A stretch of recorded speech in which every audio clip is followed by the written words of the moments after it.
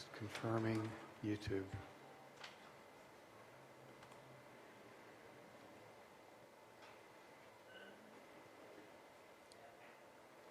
Okay, so Chair, we are live and ready.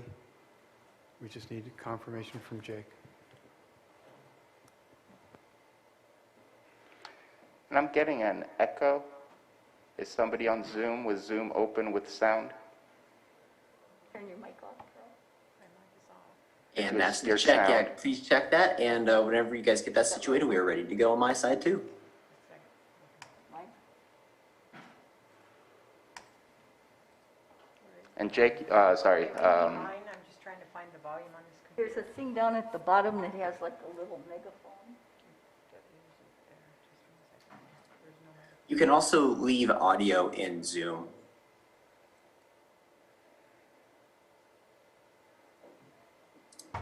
Or just turn the speaker down.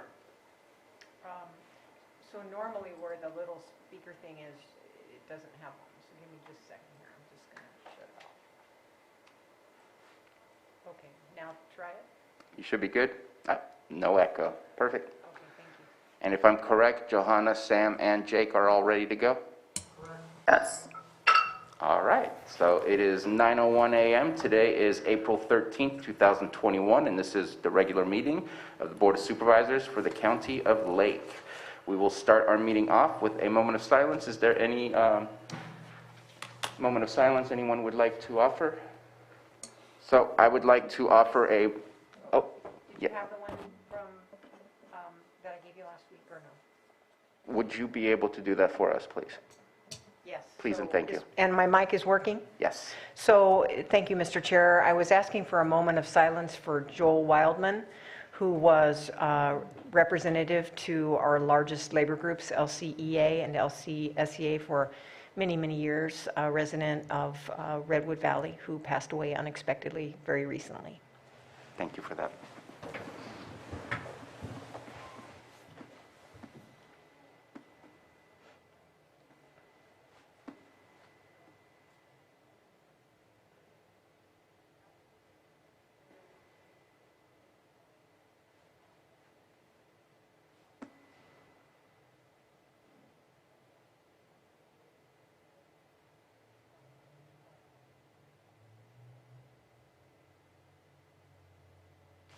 Supervisor Pyska, would you please lead us in the Pledge of Allegiance? Sure. I pledge allegiance to the flag of the United States of America, and to the republic for which it stands, one nation, under God, indivisible, with liberty and justice for all.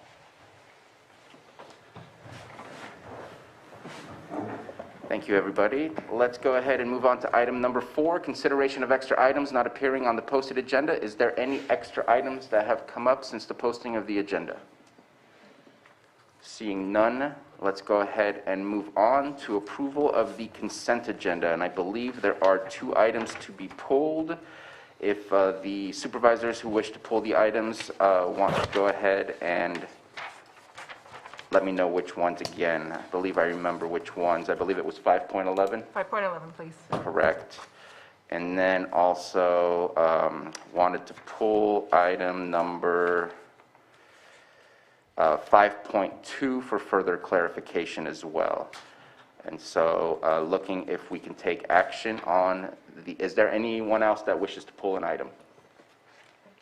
Let's go ahead and open it up to the public. Please, if you're in the Zoom room, click the button on the bottom of your screen to raise your hand. If you're on the phone, go ahead and dial *9. Or obviously, if you're here in the boardroom, raise your hand and let me know if you wish to pull an item.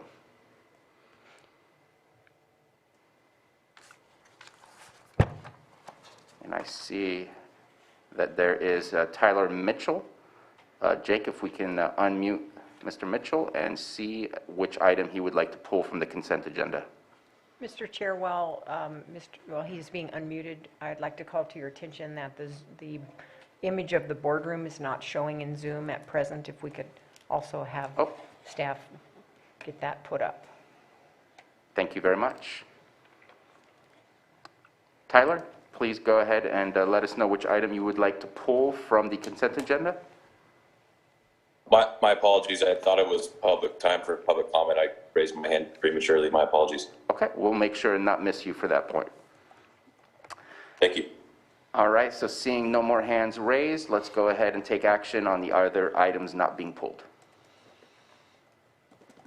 Mr. Chair, I'll move to approve the consent agenda items 5.1, 5.3 through 5.10, and then 5.12 and 5.13. Second. We have a motion and a second. That second came from Supervisor Scott. If we can get a roll call, please. Johanna? Okay, Supervisor Simon, Yes. Supervisor Crandall, Yes. Supervisor Scott, Aye. Supervisor Pyska, Yes. and Supervisor Sabatier. Aye. Thank you. And if you all don't mind, since we are at 9:06, I think we're going to move forward and get to those items at a later time. Is everyone okay with that? Okay, so let's go ahead and open up 6.1 or 9:05 a.m. item, our public input, and let's go ahead and offer Mr. Tyler Mitchell another chance to provide his public input.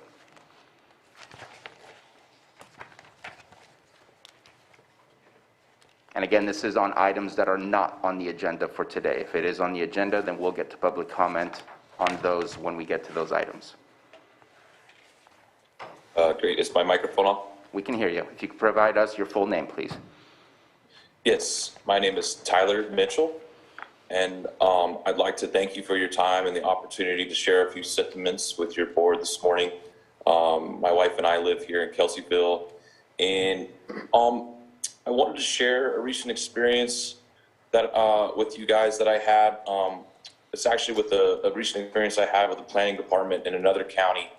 And the reason I wanted to share that is in order to be able to compare how much of a blessing it has been to have such an incredible planning department here in Lake County. You know, I understand that land use entitlements can prove to be slightly more challenging than, say, a lot line adjustment. And the planning department here in Lake County is by far the friendliest, easiest to talk to, and overall most respectful planning department that I've experienced throughout California.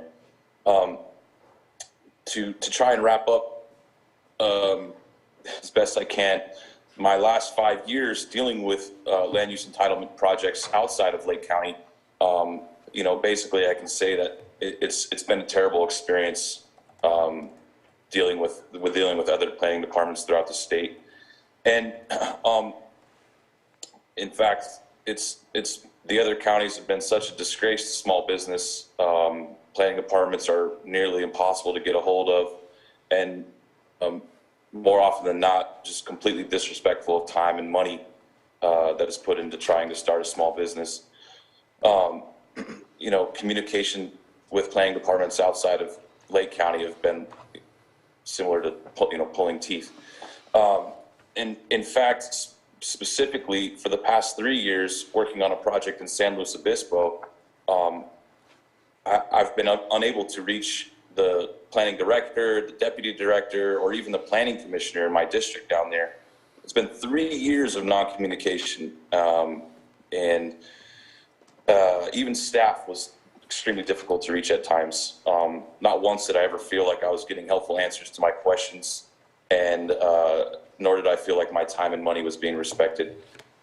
From that perspective, the planning department here in Lake County has been an absolute blessing since day one. Friendly staff every single time I visit the counter. My questions in the form of all shapes and sizes answered immediately or shortly thereafter. And overall communication has been nearly impeccable. So I just want to say thank you for such a great planning department. The leadership in the planning department has been something to admire. I mean, to go 3 years in another county without the ability to communicate really puts things into perspective for my wife and I while we're now working on a project here in Lake County. Out of the 850 calls that I've made to the planning department in the last 2.5 weeks, two and a half weeks, I'm being a little facetious there. I've only been sent a voicemail maybe twice. And at any level throughout planning, whether it's the front counter, the back office, the management, my calls are always answered with respect and kindness. And it truly is incredible to work with your planning department here. And I just want to say thank you again for allowing me the time to share this with you. Thank you so much. Appreciate the positive comments, and I hope that we had enough staff listening to make sure that it goes through the entire department. But if not, I'll make sure that those comments are heard by that department. Appreciate that. Is there any other public comment? Again, if you're on the Zoom room, raise your hand. We do have one here in the board chamber, so we'll start there, but go ahead and raise your hand if you do have a public comment. Go ahead, Joan.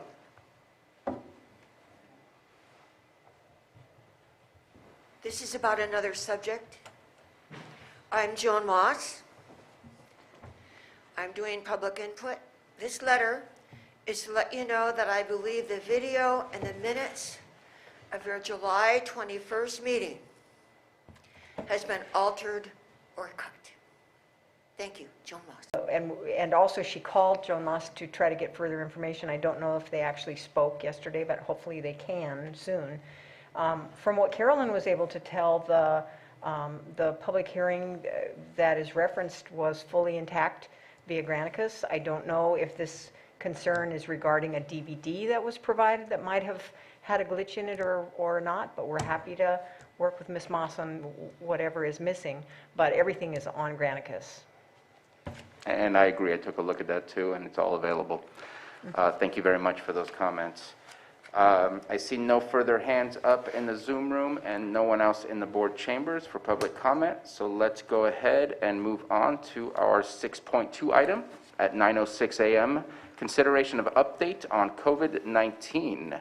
And Dr. Bloom, the floor is yours. Good morning.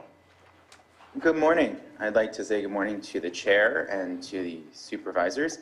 And again, just want to introduce myself. My name is Evan Bloom, and I am taking over the acting public health officer position for Dr. Pace this morning as he is on vacation. And I wanted to update you on the COVID response in Lake County. So just an overview of how I'm going to approach this. I'm first going to talk a little bit about how the cases are doing, go over the tier status that we're in, and then talk about our vaccination status. And then I'm going to hand it over to Sarah, our epidemiologist, to talk about our current data points from this past week, and then just talk a little bit more in detail about the various categories and subjects that Sarah discusses. So without further ado, how are our cases doing? Actually, overall, our cases are doing quite well. I'm happy to report that they continue on a downward trajectory.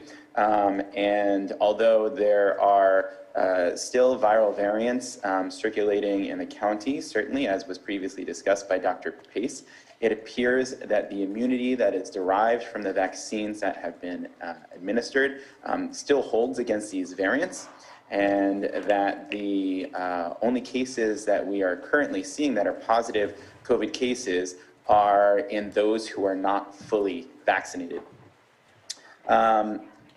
This obviously gives credence to what we have been doing, and even more credence to why we want to still go full bore in our efforts to vaccinate all residents of the county.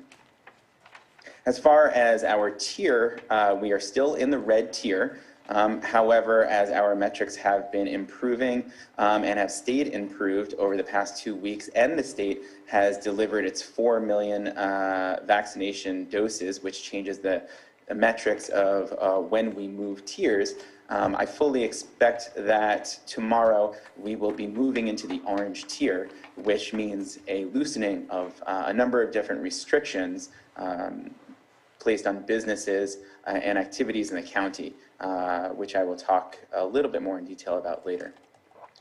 As far as the vaccination status goes, as Dr. Pace mentioned previously, we still have a vaccine surplus, and the goal still remains, as I just mentioned, that based on the science, to give vaccine to every willing arm in the county, as this is the best way forward to protect our residents of Lake County against COVID-19. And that being said, unless there's any other objection or questions, at this time I'd like to go to Sarah, our epidemiologist, for a further delving into the current data. Dr. Bloom, good morning, everyone. Good morning. Okay.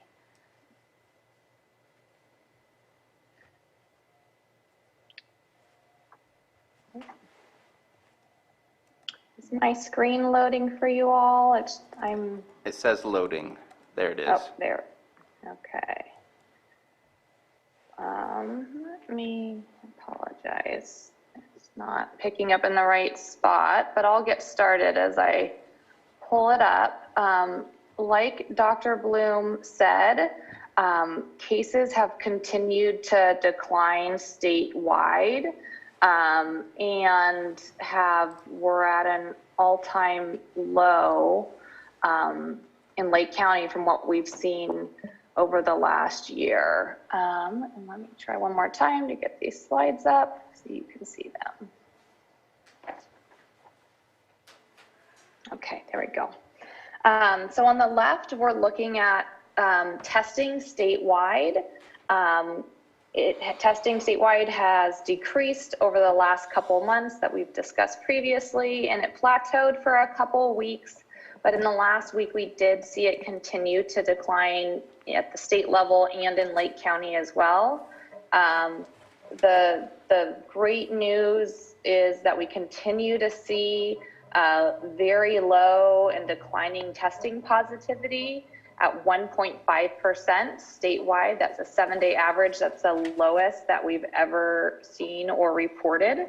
This is great news. Obviously, testing is down, but as long as this continues to stay down, that's a good indicator. Obviously, the number of new cases identified is low, about 2,700 new cases or 2,600 new cases identified yesterday. The daily case rate that the state is reporting as of yesterday was 4.7 cases per 100,000, the lowest that it has been in a very long time. And sadly, we are approaching 60,000 confirmed COVID deaths in the state of California since the beginning of the pandemic. Like Dr. Bloom said, it was a week ago, just after the Board of Supervisors meeting, that the state announced that it had reached its goal of administering 4 million doses in the Healthy Places Index Quartile 1, or in communities with some of the least healthy community conditions. So that goal was reached a week ago, and so the new thresholds for the daily case rates, which inform our tier, took effect.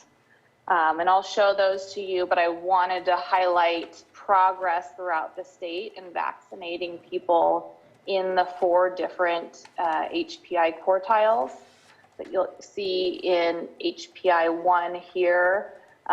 Nearly 40% of eligible people, who are people 16 years of age or older, have received at least 1 dose.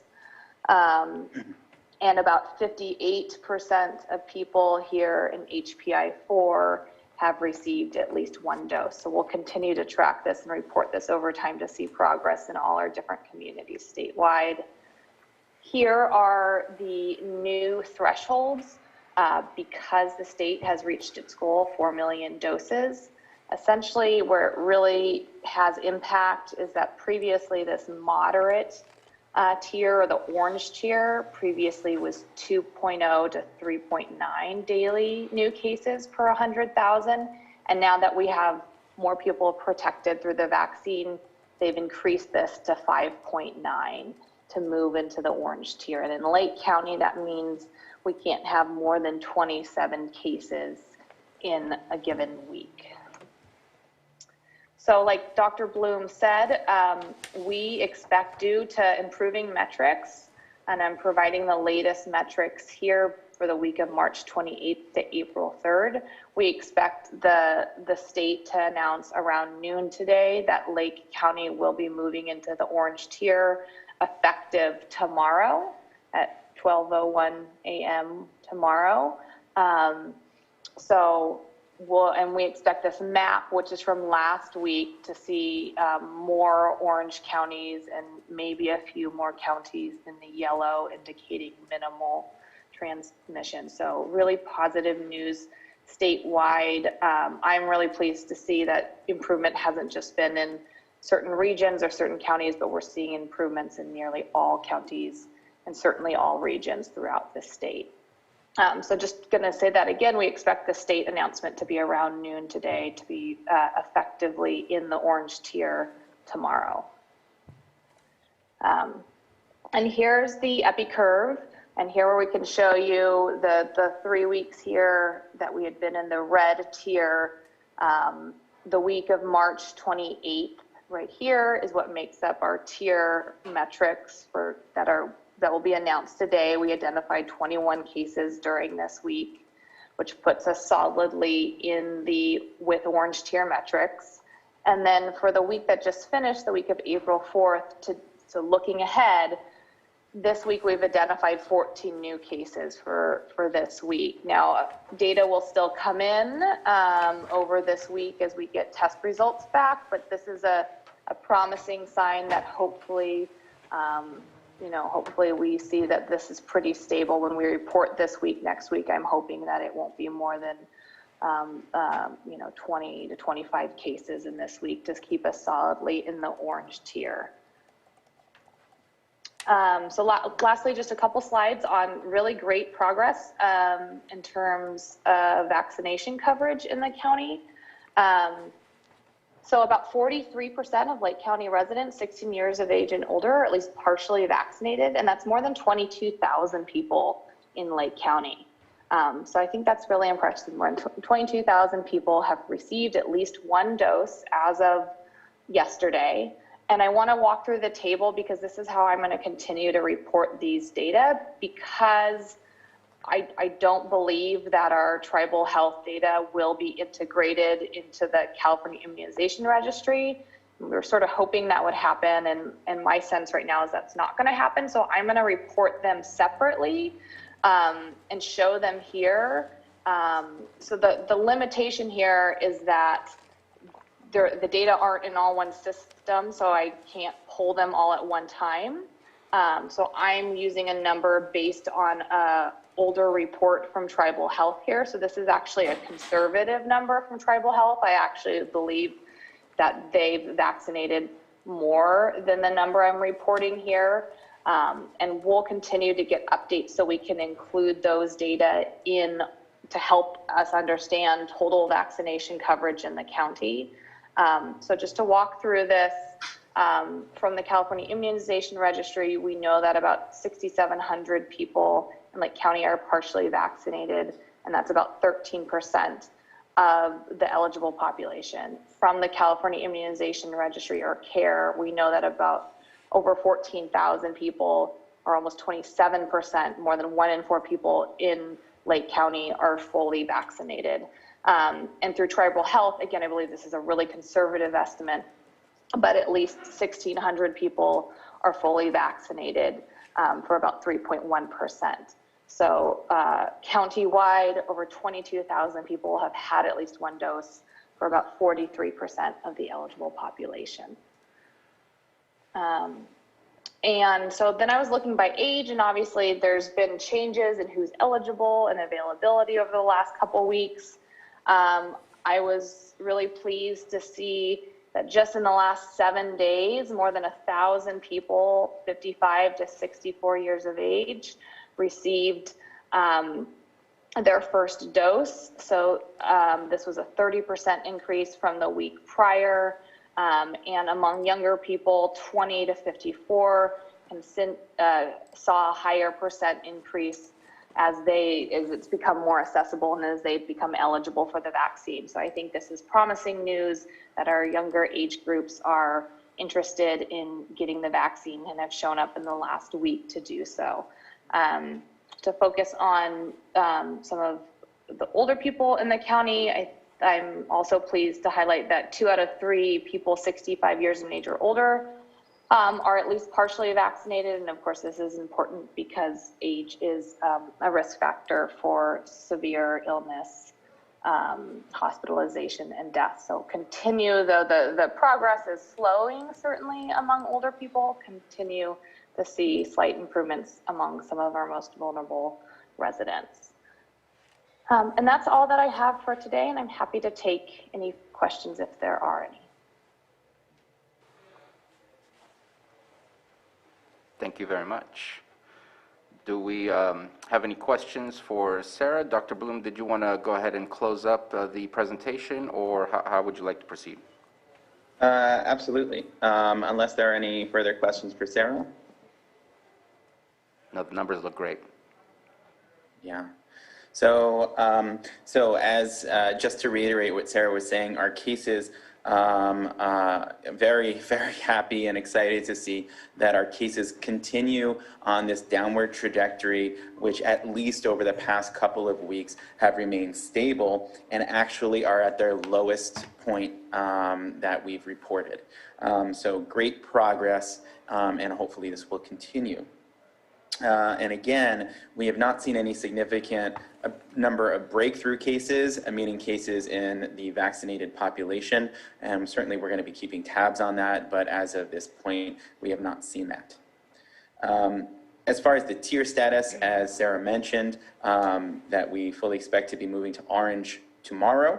And some of there's an exhaustive list of the various changes from red to orange that we'll be seeing when it comes down to rules and regulations.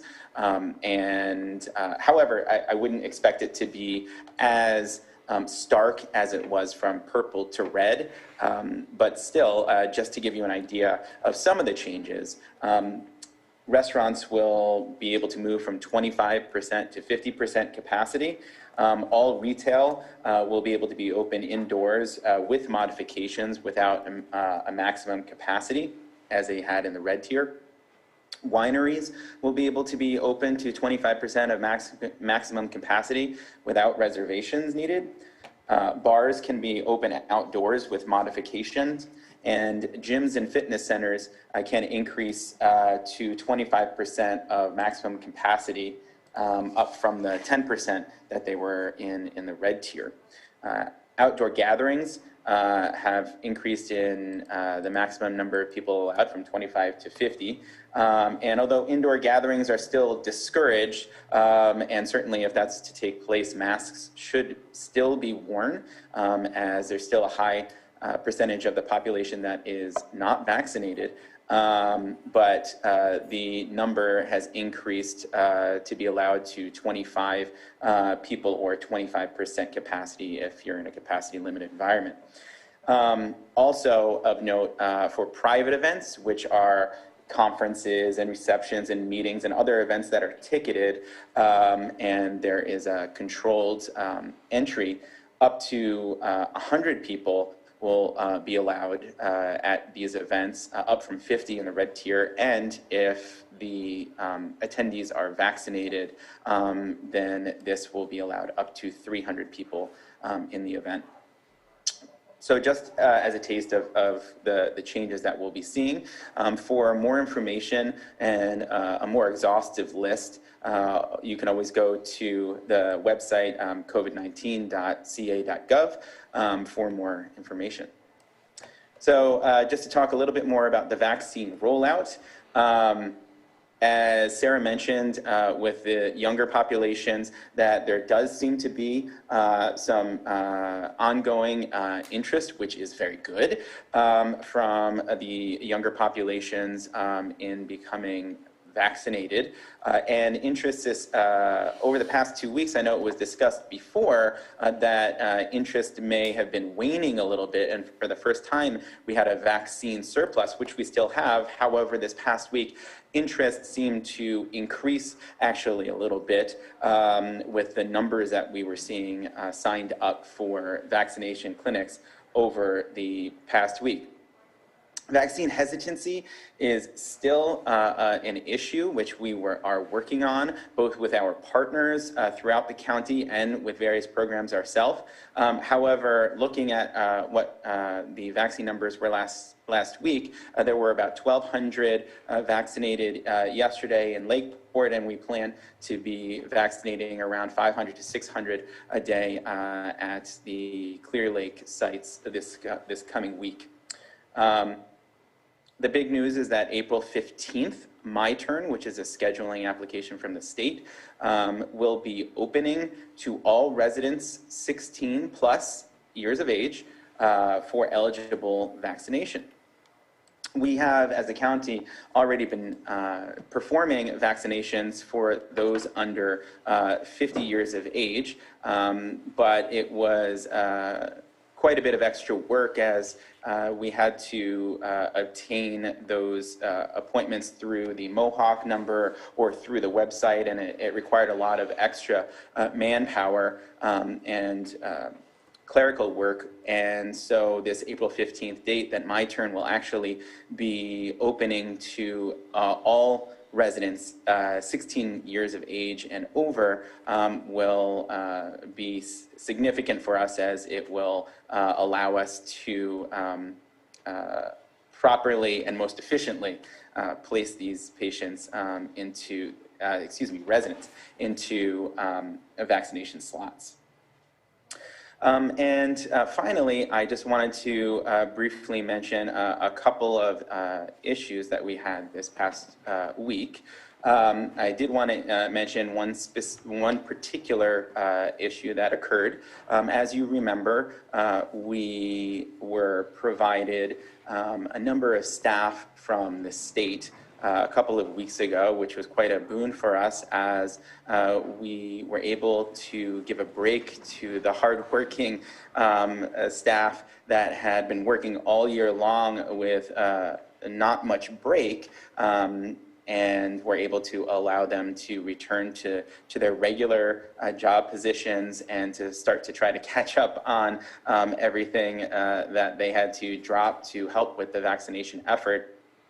But unfortunately, due to an unforeseen incident this past week, those state staffing members were rescinded, and that led to an unfortunate staffing scenario for us. However, as we had prior to obtaining the state staffing members, we were running our vaccination clinics, and we were able to continue our vaccination efforts. As we did prior to the state staff, we will continue to do so and have been doing so over the past week. So for the short term, we are utilizing the staffing model that was previously used prior to the state assistance in staffing. And for the medium to long term, we are currently working towards creating a blended model of staffing utilizing local and state resources to adequately serve the needs of the county. As far as long term, we're still moving towards the long-term plan of slowly shifting the majority of the vaccination burden away from the Department of Public Health and towards the other health services entities within the county, such as Adventist Health, Sutter Health, the primary care physician's office, and pharmacies. So in conclusion, our cases continue to decrease and have stabilized over the past couple of weeks, which has led us as a county to be able to move into a less restrictive tier from red to orange. And our vaccination rates continue to increase, as Sarah said, with about 43% of the county at least being partially vaccinated, and a much higher rate of vaccination in our advanced age vulnerable population. The vaccination interest seems to be increasing slightly, but vaccine hesitancy is still a major issue, and we're still working to reduce that hesitancy. Vaccine access has been increasing significantly and will be increasing significantly in just a couple days on the 15th of April, with My Turn opening to all of the residents over 16 plus in Lake County. And hopefully this will lead to even greater vaccination demand, as we do have a surplus and would like to use as much of that vaccine as possible. So please go to My Turn starting on the 15th. And if you have not had a vaccine, please sign up to be vaccinated, as it is the best protection against COVID-19 that we can provide our county residents. Finally, staffing the vaccination sites has had a few bumps in the road this past week, but we are working toward a sustainable mixed model of local and state resources for sustainable future operations.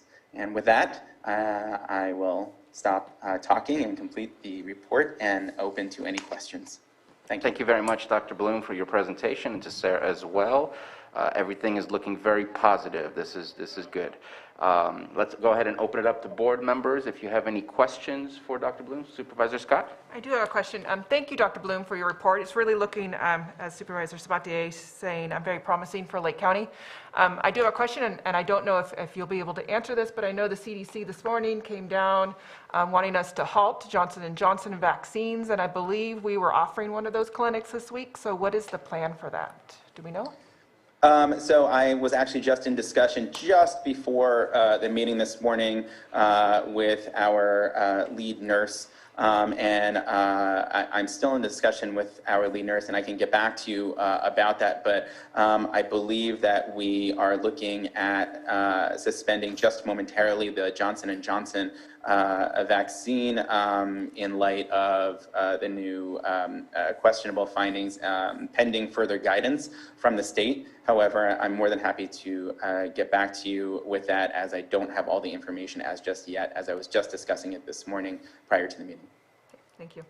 And it looks like Denise Pomeroy's hand went up, and so I'm guessing it has to do with this comment and this question. So Jake, if we can ensure that Denise Pomeroy, Director Pomeroy, has the ability to unmute.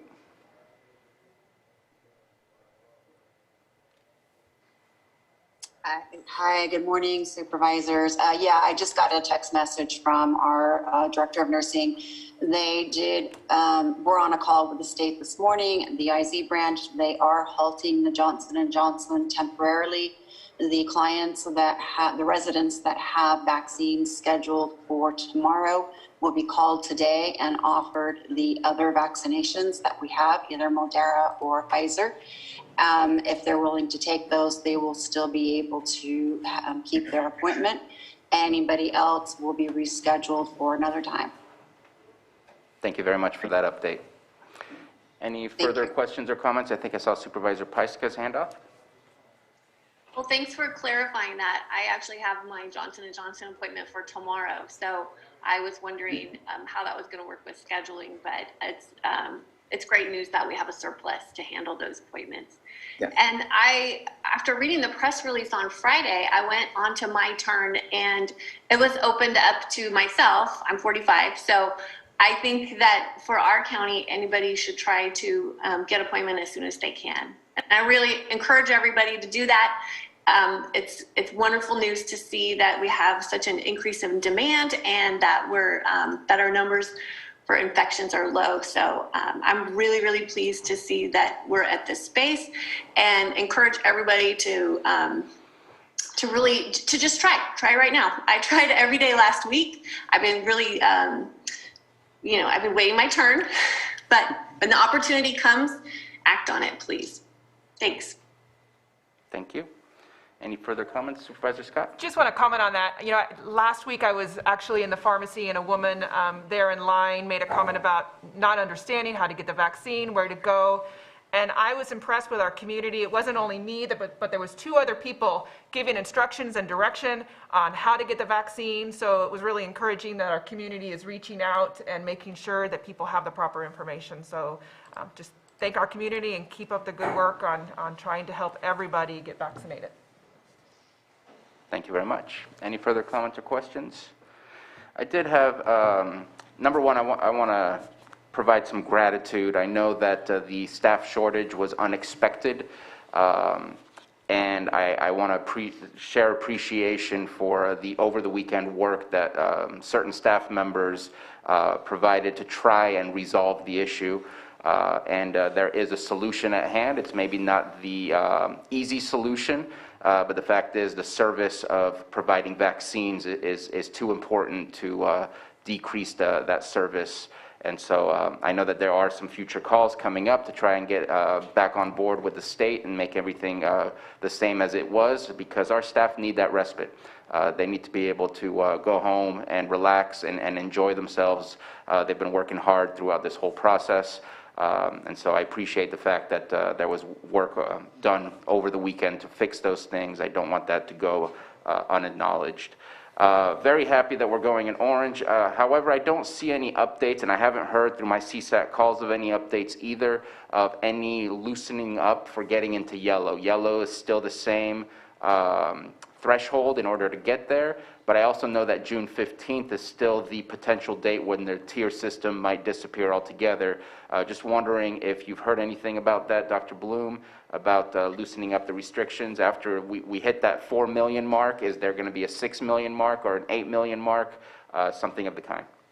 So I am not aware of the any sort of loosening of other type of restrictions based on volume of vaccination to HSI tiers. However, of course, I could be mistaking, and I could have missed a call. So let me just quickly ask Sarah. Sarah, have you heard of anything that I'm not aware of?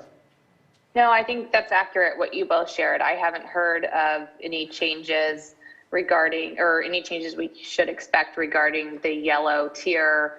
Echo what you said about June 15th, being the plan at this moment, given the positive trends.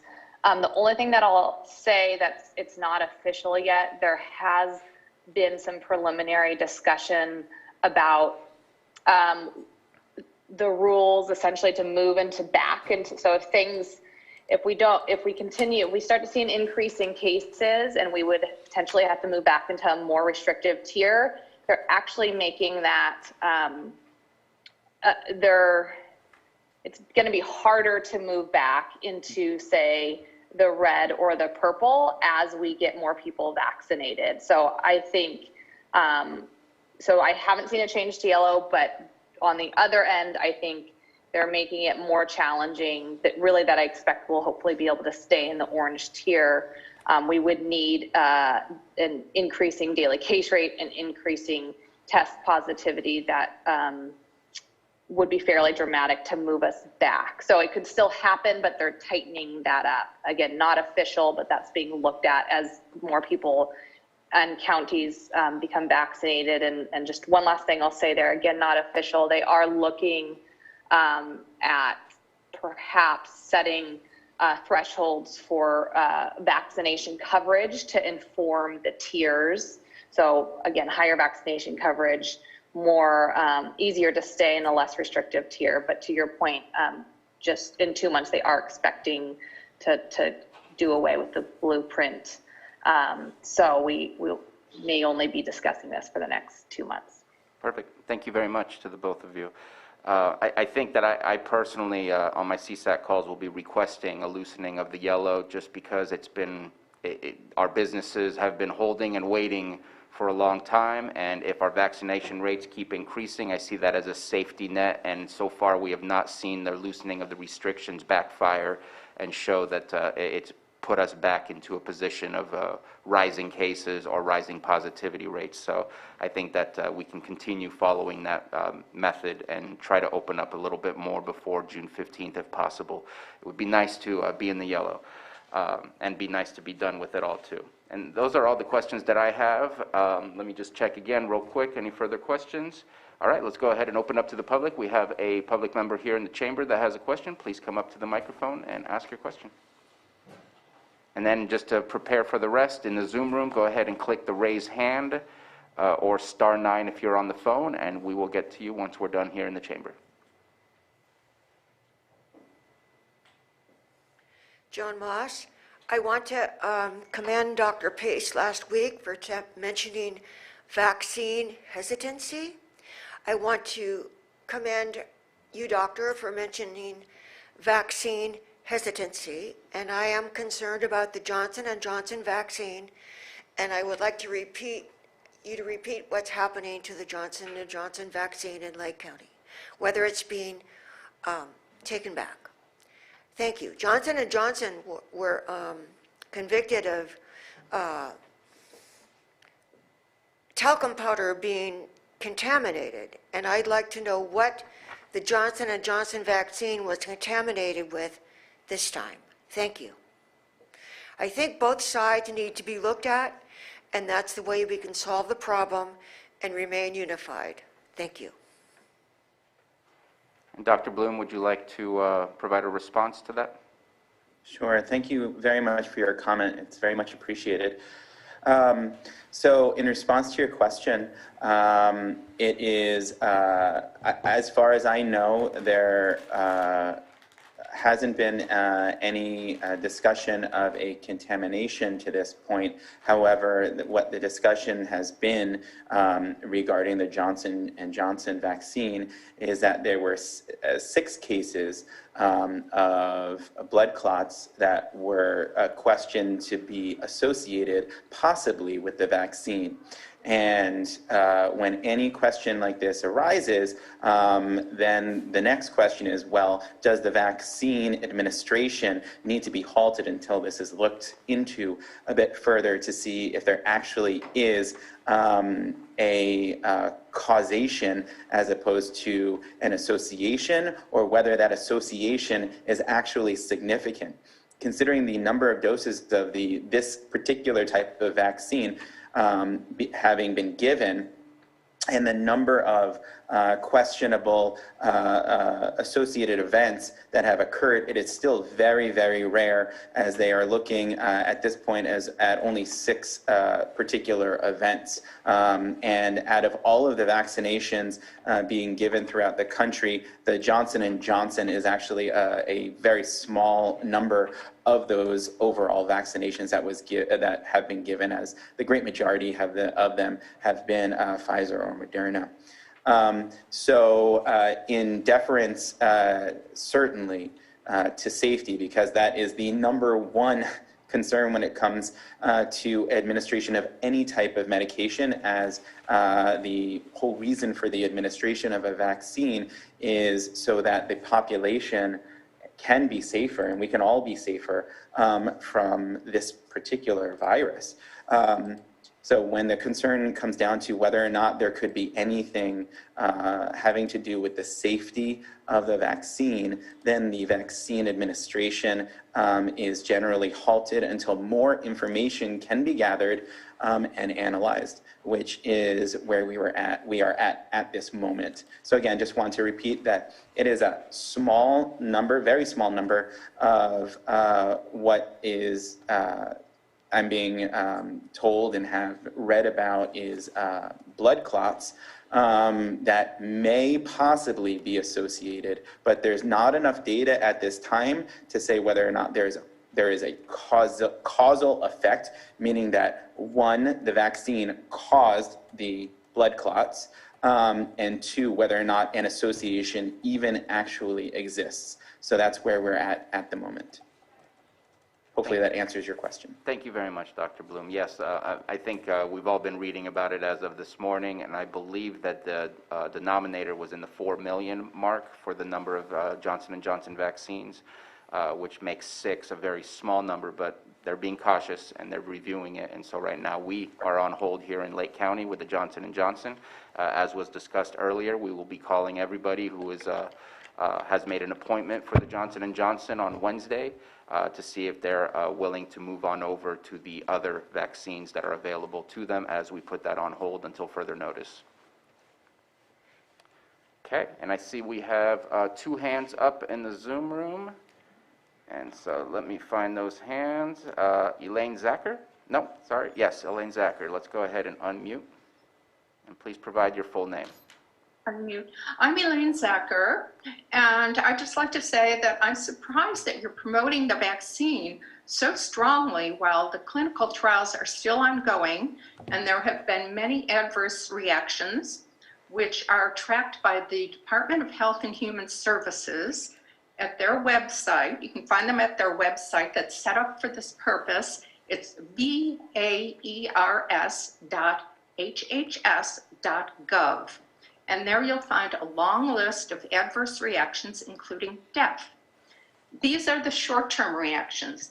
Long-term reactions are unknown at this time. I think it would be better use of taxpayer dollars to spend them on health education. For example, clinical trials show that there is a direct correlation between levels of vitamin D and the severity of COVID symptoms. It's also known that UV light kills viruses and that viruses cannot live in fresh air. So people should be encouraged to get out in the sunlight and fresh air. And it's also known that there are effective medications against COVID. And you can check out this information on PubMed, which is a huge database, medical database, very comprehensive, includes the world's literature. You can search it by keyword. I can search it by keyword from my home. So I would encourage you to do more health education and be aware of the dangers of these vaccines. The long-term dangers will probably not be known until next flu season when people are low in vitamin D. And maybe I'd like to relay something my dentist told me. My dentist told me that now his patients have a lot more cavities, and that his patients who have never had cavities have cavities now because they're mouth breathing under the mask. And they're breathing in trapped bacteria, and it's deteriorating their mouths. And I imagine they're breathing it into their lungs, and it's having an adverse effect on their lungs. So people need to be educated about the problems with masks and to wear the proper kind of mask and not to mouth breathe under their mask. But that's all I have to say. Thank you. Thank you for your comments. Next, we have Will Tuttle. Let's go ahead and unmute Will Tuttle. Hello, hi. Yeah, this is Dr. Will Tuttle. I live in Hidden Valley Lake. And I sent an email to everybody, all the board members, urging you respectfully to consider adding Lake County to the Healthy Communities resolution, which has been already passed by 14 counties in the state of California: Yuba, Colusa, Butte, Del Norte, Glen, Modoc, San Luis Obispo, Orange, Shasta, El Dorado, Lassen, Placer, Siskiyou, and Center counties have already passed this, and it basically frees the counties from being under this California state colors and you know, the different levels, orange and so forth. And the idea is that the counties themselves have enough wisdom and don't have to cater to and kowtow to whatever Sacramento tells us we have to do. It's really well known that California has probably among the most draconian, devastating economic lockdowns that are destroying people's health and economic health and breaking up families and just totally destructive to our society, and among the worst health outcomes. I mean, we have, you know, we have a higher rate. I mean, it's ridiculous that we are actually feeling like we have to abide by these technocratic rules that are being handed down by these bureaucrats. And the other thing is that I really like Elaine Zacher was saying, I really like what she was saying. She was saying that you know, it's important, you are the representatives of us, of the people, and it's very important that you get educated. And the mass media has been censoring on a massive scale other viewpoints. There's over 32,000 doctors and health professionals, for example, that have signed the Great Barrington Declaration saying that the approach that's being used of lockdowns and masks and so forth, and now with vaccines, is counterproductive. And as I said last time, I want to repeat this. This is very important. Mike Eden, who's he knows more probably than almost anyone in the world about vaccines. He's the former chief science officer of Pfizer. For 20 years, he was a top person in Pfizer. Pfizer's making the vaccine that most people are taking. He's resigned from there, and he is trying to warn the world about this vaccine. You have to understand, this vaccine has not been approved by the FDA, right? You know that. It has not been approved by the FDA. This vaccine has only been granted authorization for emergency use. Okay, it's never been tested. They've tried for 30 years to make coronavirus vaccines on animals. It always killed the animals. It always looked great in the beginning. They made the proteins, that made the antigens and all that stuff. And Dr. Tuttle, your time is up. Died. They were all killed. And so what Mike Eden is saying very clearly here, he said it is now too late to save any person who has been injected with any COVID-19 vaccine. He urges those who have not yet been injected with a deadly compound to fight for the continuation of humans. Dr. Tuttle, if you could please get to your final point. You've passed your 3 minutes. Okay, thanks. So the point is, this guy knows that Pfizer and these other companies are criminal. They've been fined millions of dollars for criminal behavior over the years. Why are we trusting them? He says billions are already condemned to certain unchangeable and agonizing deaths. Each person who has received the injection will certainly die prematurely, and 3 years is a generous estimate for how long they can expect to remain alive. These are not safe and effective vaccines, and they will be killing people, and you're responsible if you're promoting this. That's really an important thing, essential. This is critical. This is a genocide. We really have to understand that. And Dr. Tuttle, I need you to Thank you very much. Close up. Thank you.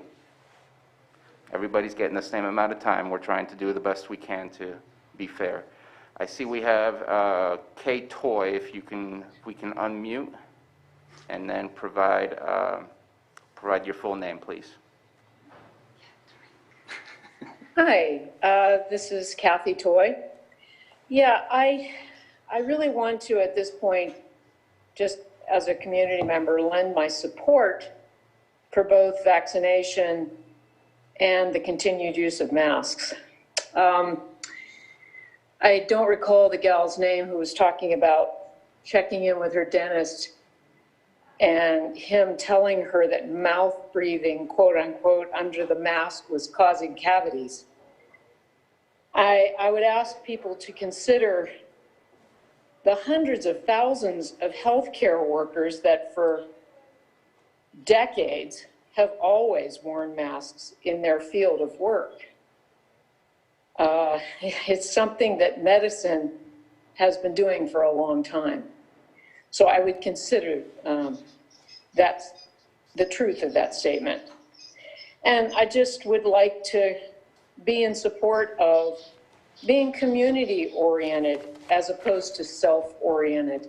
And that's just what I want to say. We need to work as a community to create immunity and to move forward so that we can get on with our lives. Thanks. Thank you. Next, if we can unmute Melissa Fulton. And even though I did provide your full name, if you can provide your full name. Yes, of course. Melissa Fulton, CEO of the Lake County Chamber of Commerce. I'd like to go back to the comment. I was making some notes about the changes from red to orange. And in particular, as far as events, public events, with, I believe the statement was controlled numbers of people. And if the statement had to do with it's 100 or you can do 300 if they are vaccinated. So that puts anyone who wants to do an event this is a question, in the position of having an entrance gate and asking people if they've been vaccinated. Is that a correct understanding in order to move from 100 attending to the 300 period, or the 300 limit?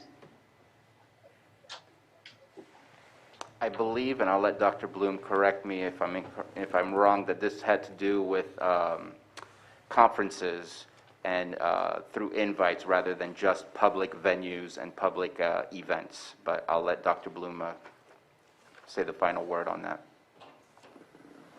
As far as I understand it, and again, I'm going to defer to the state document on this, as it's a bit more in detail. But as just mentioned, to my understanding, that this is in regards to specific invited guests. So that would be meetings, for example, or conferences where there is a controlled invite list, and that it's not an open to the public event or any other open to the general public scenario.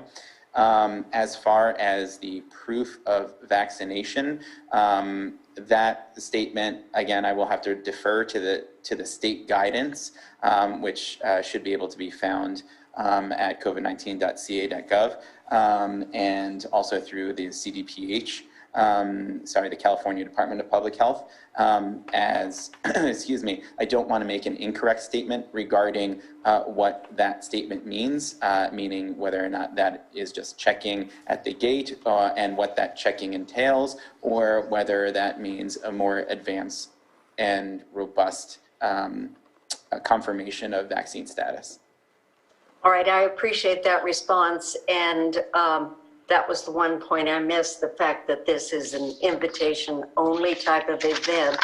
So I think what the real message here is that any of us who are planning outside public events need to check at the official website for clarification at the level we're going into. Would that be a correct statement? All right. Thank you very much for your time. I certainly appreciate all of the information that is shared on our Lake County position for COVID-19 each and every week. So my appreciation to our public health department and to the supervisors for making sure that we have this opportunity to hear for ourselves and also ask the questions. So thank you again. Thank you. And I see no more hands up in the Zoom room, and I see no further hands up in the board chambers. Let's go ahead and bring it back then to the board members. Any further comments or questions before we finalize this item? All right, Dr. Bloom, Sarah, thank you very much for your report. Let's hope we keep moving forward and progress. Thank you. All right, we are going to move on to item 6.3, our 9:30 a.m. item, presentation of proclamation designated April 2021 Sexual Assault Awareness Month, and Supervisor Simon will be reading the proclamation today. I don't think we have anyone in the room, so I'll just stay here at this point. Good morning. Board of Supervisors, County of Lake, State of California, proclamation designating the month of April 2021 as Sexual Assault Awareness Month in Lake County. Whereas in 2020, Lake County agencies responded to the needs of at least 311 sexual assault victims and their significant others and/or family members. And whereas no one person, organization, agency, or community can eliminate sexual assault on their own, and the partnership between public and private Lake County agencies is invaluable. And whereas child sexual abuse prevention must be a priority to confront the reality that children are being abused. In 2018, RAINN reported 60,000 children in the United States were victims of sexual abuse. And whereas the Lake County Family Resource Center has been instrumental in leading the way in the County of Lake in addressing sexual assault by providing 24-hour hotline services, continuing support, advocacy, and accompaniment for victims, survivors, and their significant others. And whereas ending sexual assault in Lake County must include active public and private efforts to speak out against sexual violence. And it is time for all of us to start the conversations, take appropriate action, and support one another to create a safer environment for all residents. And whereas staff and volunteers of the Lake County Family Resource Center, Rape Crisis Center, work year-round to encourage every person to speak out against sexual violence and to support survivors by providing prevention, education, and empowerment information. And whereas Lake County Family Resource Center and the District Attorney's Office Victim Witness Division, local law enforcement agencies, hospitals, and schools have set an important example for how forging collaborative relationships improves the quality of services for those impacted by the sexual violence. Now therefore be it proclaimed, the Board of Supervisors of the County of Lake does hereby designate the month of April 2021 as Sexual Assault Awareness Month in Lake County. April 6th as the Sexual Assault Awareness Day of Action in Lake County, and urges all local governments, schools, businesses, and community members to participate in the sponsored events this month to increase awareness and public support for creating the communities free from violence and exploitation. Passed and adopted the 13th day of April 2021, signed by the Chair of the Board of Supervisors. Thank you very much for reading that proclamation. I believe we have folks from Lake County Family Resource Center online with us.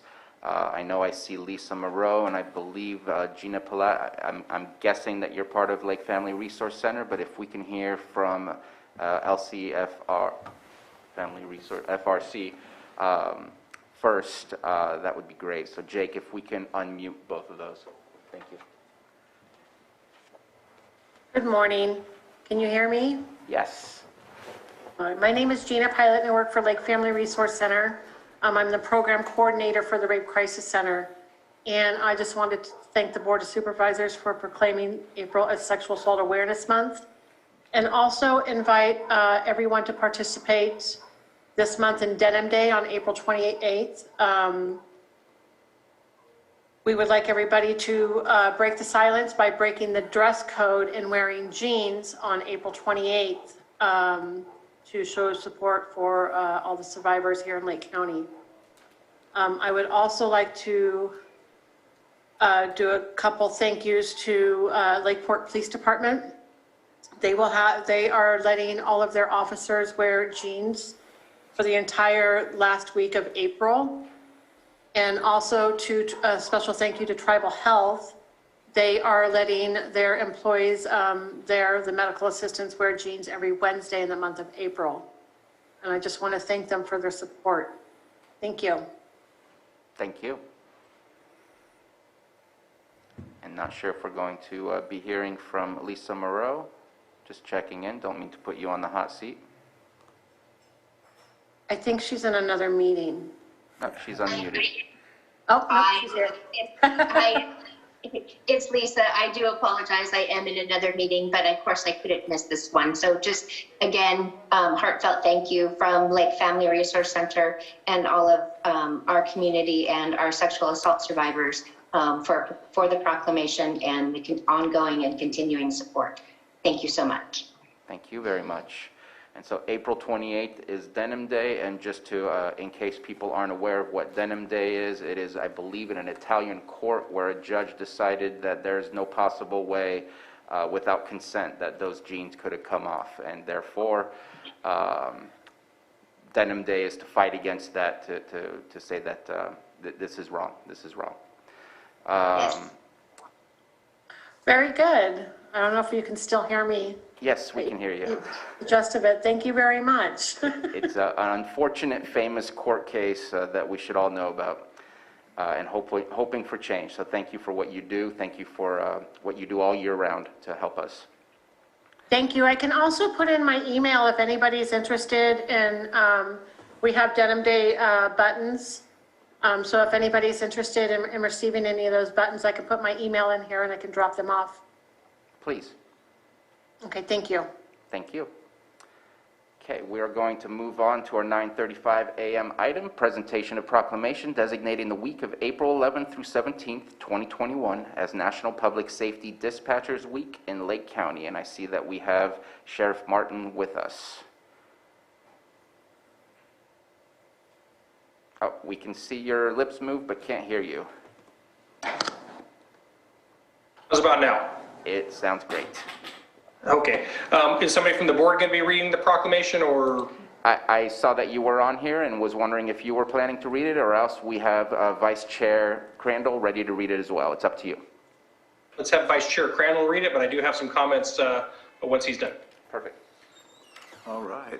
Well, here we go. Thank you, Sheriff Martin. I'll go ahead and read the proclamation that the board's designating the week of April 11th through 17th, 2021 as National Public Safety Dispatchers Week.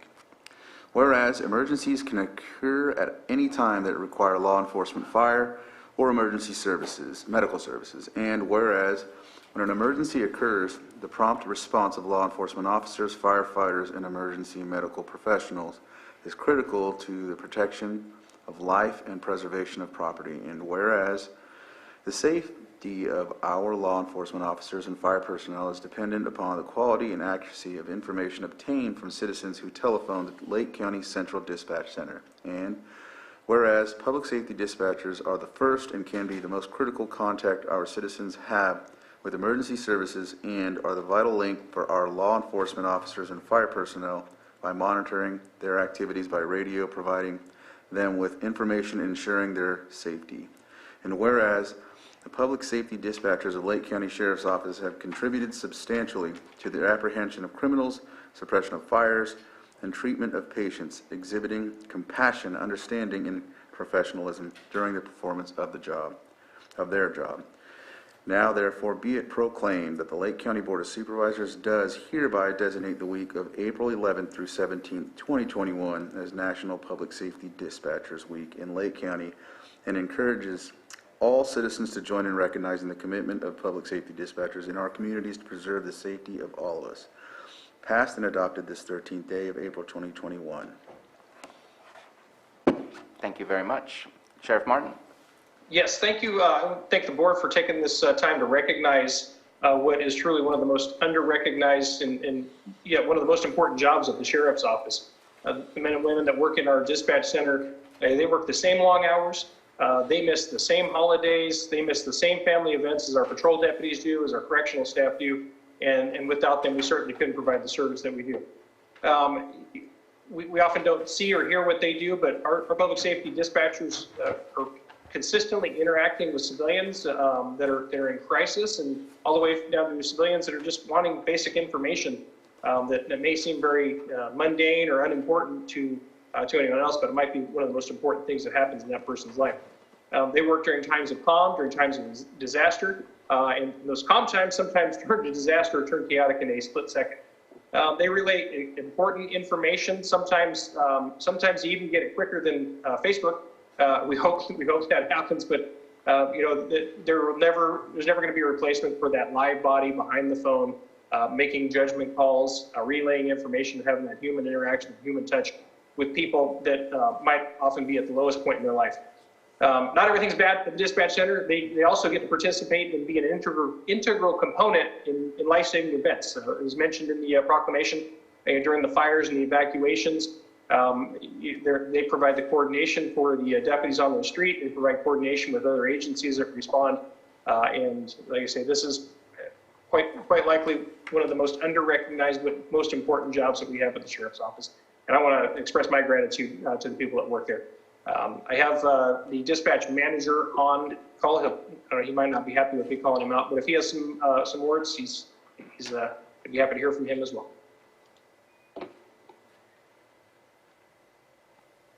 Okay, and I believe that he is in the panelists and should be able to unmute if he does have words. There we go. There you go. Thank you, Board, for the proclamation. All the dispatchers in here greatly appreciate it. They are all busy right now, the two that are on duty handling calls right now. They weren't able to watch the presentation, but I will grab the video and share it with them later. We do have some very dedicated individuals that work in this division of the Sheriff's Office that, that we couldn't do our jobs in law enforcement without them. So, thank you. Thank you. Any comments from board members on this item? No.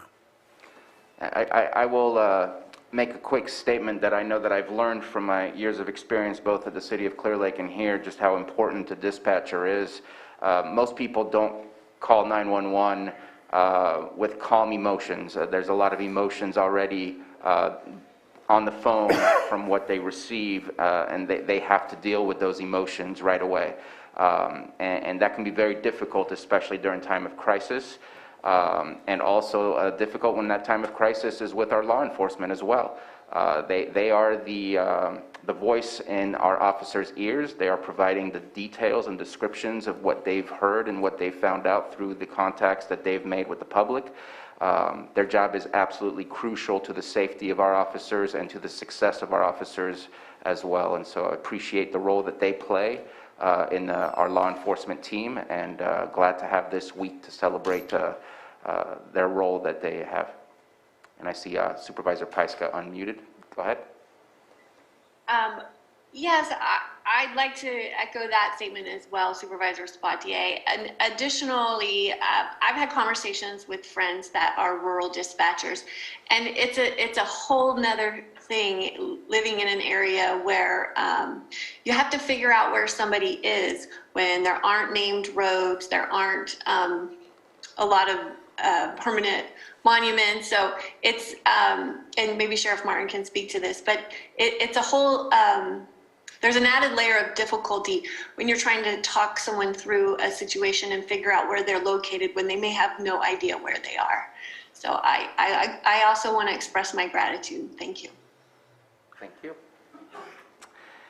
Anyone else before we open it up for the public? So let's go ahead and open up for the public. Any comments on this proclamation? Again, click the button at the bottom of your screen that says raise hand, or if you called via phone, dial *9. And then also looking in our chamber to see if anybody has a comment on this. And seeing none, we'll go ahead and bring this back to the board. Sheriff Martin, thank you for bringing this to our agenda today. And thank you to all our dispatchers working today.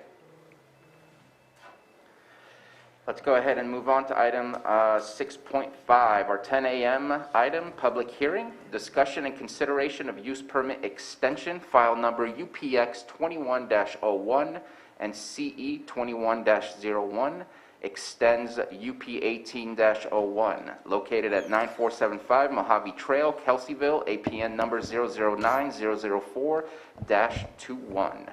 Director De Leon.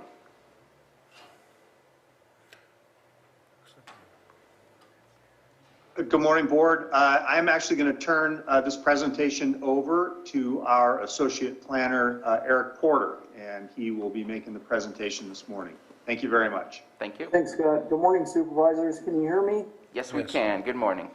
Good morning. What we have before you today is a request for a one-year extension for an 85-foot monopole that resembles a fairly large tree. This is fairly controversial when it came through. It was approved originally on January 24th of 2019, approved by the Planning Commission, and then subsequently appealed to the Board of Supervisors, who heard the appeal on April 23rd, 2019, and denied the appeal, upheld the tower, leaving a 2-year window of opportunity for the tower people to construct the tower. Due to COVID and due to the Mendo Complex fire, the tower providers were unable to construct the tower, and so they have come before us in a timely manner requesting a one-year extension.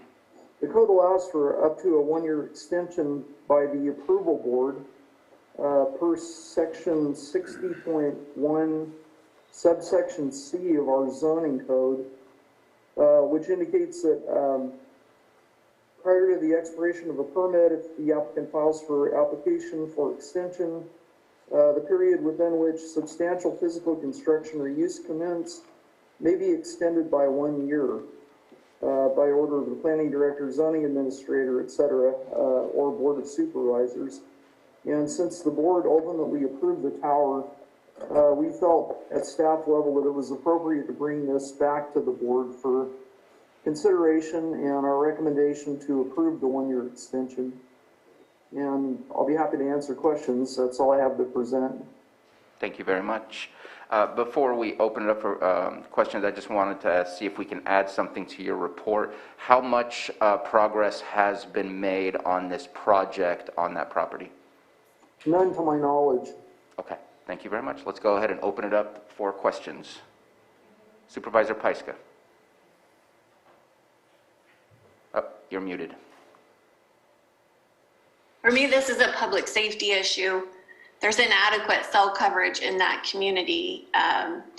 And, you know, it could have devastating effects. So this is a priority for me, but a lot has changed since 2019. We now now it is required by the CPUC to have a backup generation for 3 days for cell towers. And I'm wondering, because this is such a fire-prone area or hazardous area, that we could require solar panels with battery backup for this location. Is that something that we could mandate in this?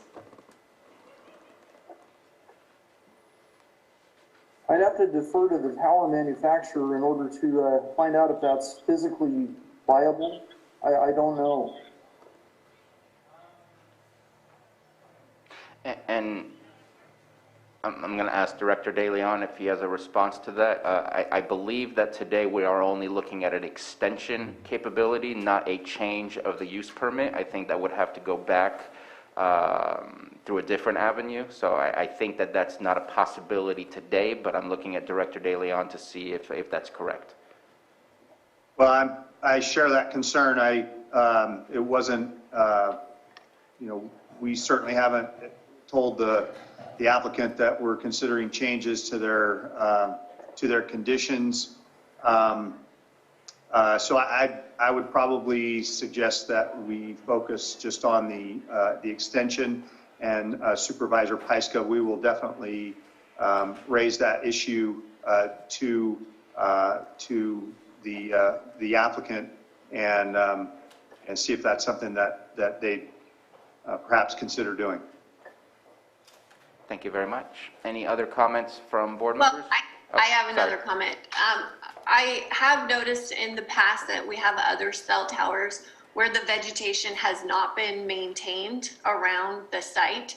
And I noticed in the contract, it says that they're required to follow hazardous mitigation of vegetation, but where is the requirement where there's an annual inspection or something? This is an issue for the neighbors and the community, and I want to make sure that it's not something that develops into a problem over time.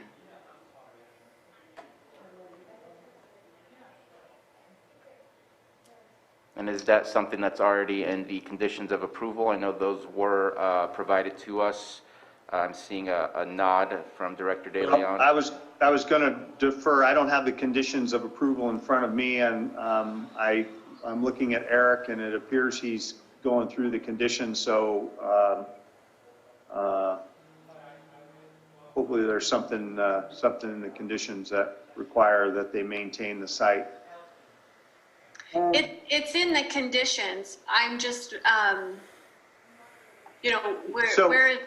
Yeah. So if it's in the conditions, Supervisor Pyska, and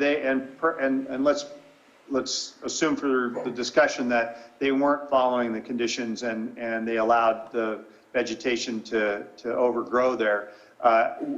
With a complaint from a neighbor, we're going to go do an inspection on that. So that'll be a complaint-driven thing, and so we would rely on the neighbors to help us make sure that they're following the rules, and we can certainly make an inspection and deal with the applicant if we find that they aren't following the rules. We can certainly do that. And I just want to quickly requires hazardous vegetation to be mitigated.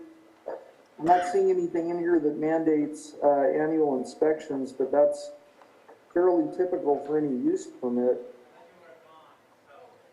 And I just So want to it'll be remind. complaint driven? I just want to remind again that we are discussing the extension, and I think we're getting into the, no pun, into the weeds of the discussion of the use permit itself, and I think that the inspections and the maintenance of the use permit activity is separate from the discussion that's before us here today, which is just the extension. Well, I understand that, but there have been significant changes since 2019. So that's why I'm bringing these up. Okay. Do you have any further comments, Supervisor? Well, I know that there's some public comments, so I'm looking forward to hearing that. Right. Any other comments from board members before we open it up for the public? So I do have a question for Ms. Grant, and I apologize if this is opening up a can of worms. I know that there's FCC guidelines on towers. Those guidelines don't pertain to this specific conversation. Because the guidelines that we discussed last time was for the approval of the use permit, because there was an appeal process that was brought to our board.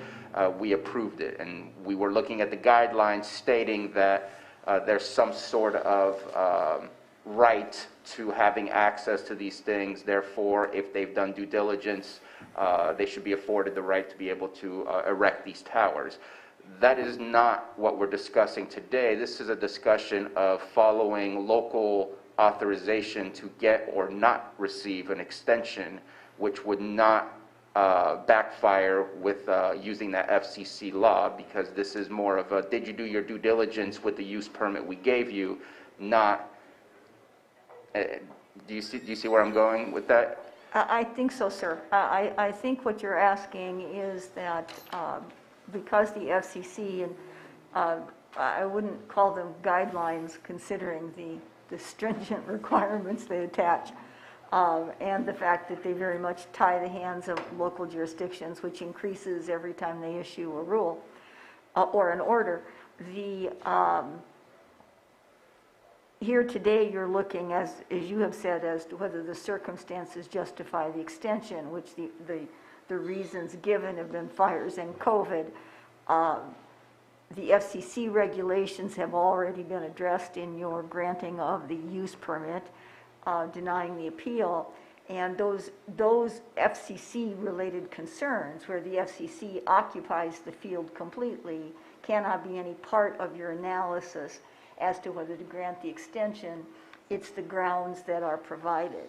I would say that there should be, in the use permit, a continuing condition that the permittee has to obey all state, local, and federal regulations. So if that is there, then anything that's changed from 2019 to present should be incorporated in that, such as backup if that's possible.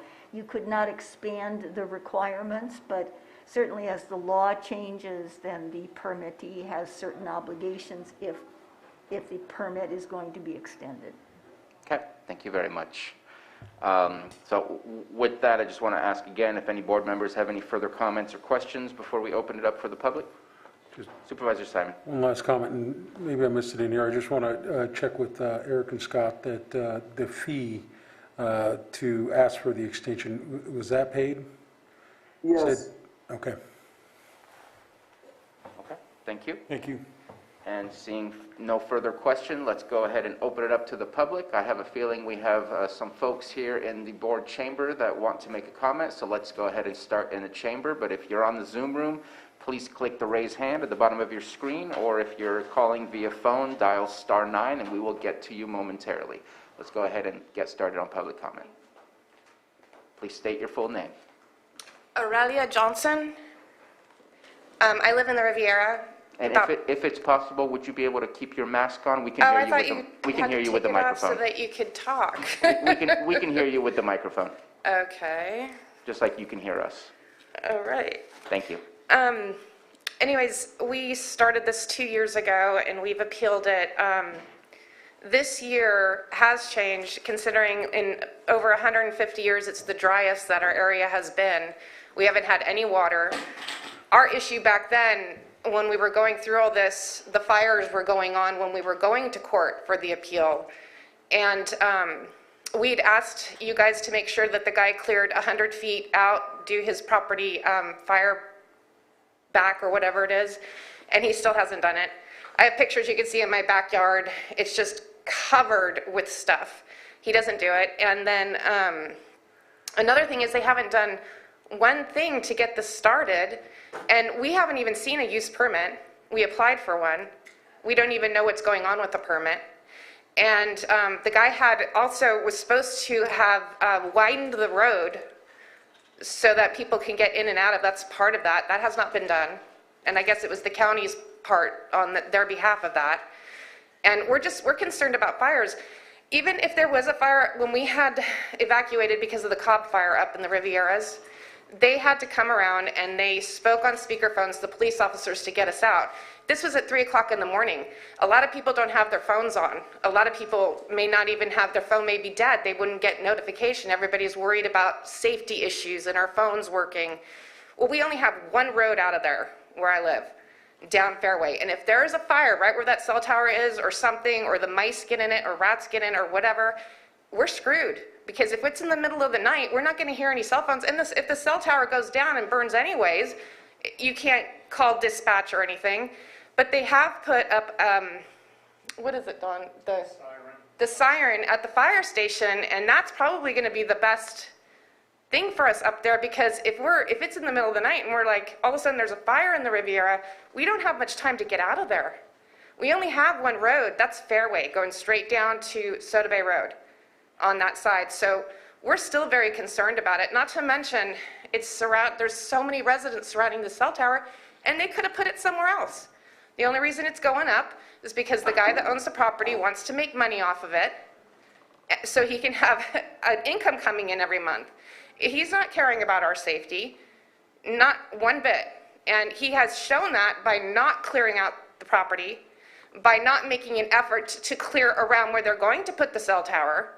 You know, if they say they can go up to 80 feet with the cell tower, and if it falls over, not to mention, we are on fault lines. There's 4 fault lines that go by there, and I'm not saying we're going to have an earthquake, but lately, who knows, you know? So they're going to have that up there. There's safety reasons with that. I don't think they've done any environmental checks for the animals back there, as far as we're talking the bats, hawks, nesting areas, and stuff. We don't even know what they're applying for on the use permit. We tried to get one, and we never got one from the planning department. Dawn, you're still waiting, right? For a copy of the use permit, so we can check to see if anything's been done. Well, nothing's been done in 2 years, and now we're back here, and we still don't want it. I mean, we paid $1,300 for an appeal to get you guys to take a look at the safety issues in the area. I mean, you guys care about COVID and wearing masks and stuff, but what about a fire? They're going to be bringing trucks back and forth in there, and they're going to have gallons and gallons of fuel in case the cell tower goes down. The cell tower could be the cause of the fire. Then we would have no cell service anyways. I get good service up there. I have iPhone. Horizon works where I live, right next to the cell tower. And it's been 3 minutes. If you want to get to your final point, please. My final point is, I have pictures, if you don't believe me, about him not clearing out the areas, you know, within 100 feet of the homes. I had my cousin take some pictures of the backyard. So, but I'm just telling you, he's not complying with anything, and it doesn't make us feel any better or any safer with them building a cell tower. That's all I got to say. Thank you. Any other comments from the chamber? Please go ahead and wait till we clean the microphone for you, and then it's your turn.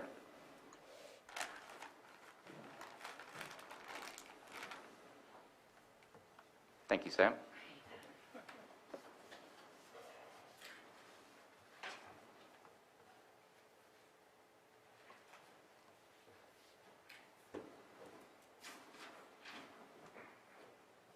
Go for it. It's ready.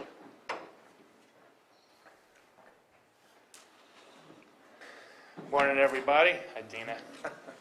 My name's Don Green. I was here for the appeal I was wondering at the appeal that because there wasn't a whole lot of input, we were able to like go back and get in line in case we don't finish our 3 minutes allotment. Is that still an option to do today? And I'm going to go through everybody that wants to make a public comment, and at that point, if more hands are raised, then we will look at that and see if we can provide some extra minutes.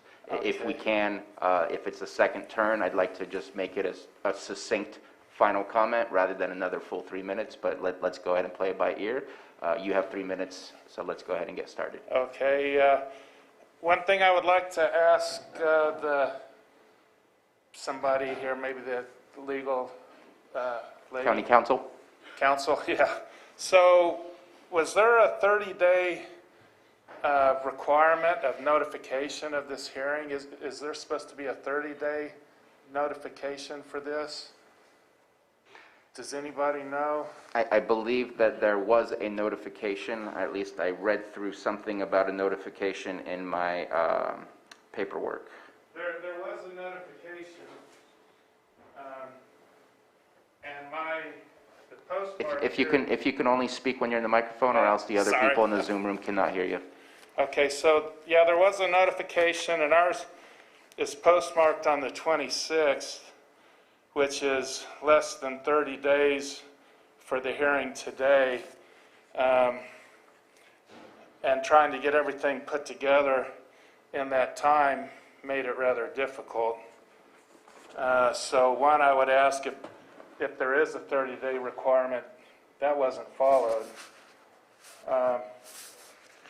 Next, I was wondering, at the hearing, that the appeal we had, afterwards, I talked with Rob Brown before he retired that there was a hearing on increasing the setbacks requirement for the cell towers. Was anything done on that? I wasn't able to find out anything on that.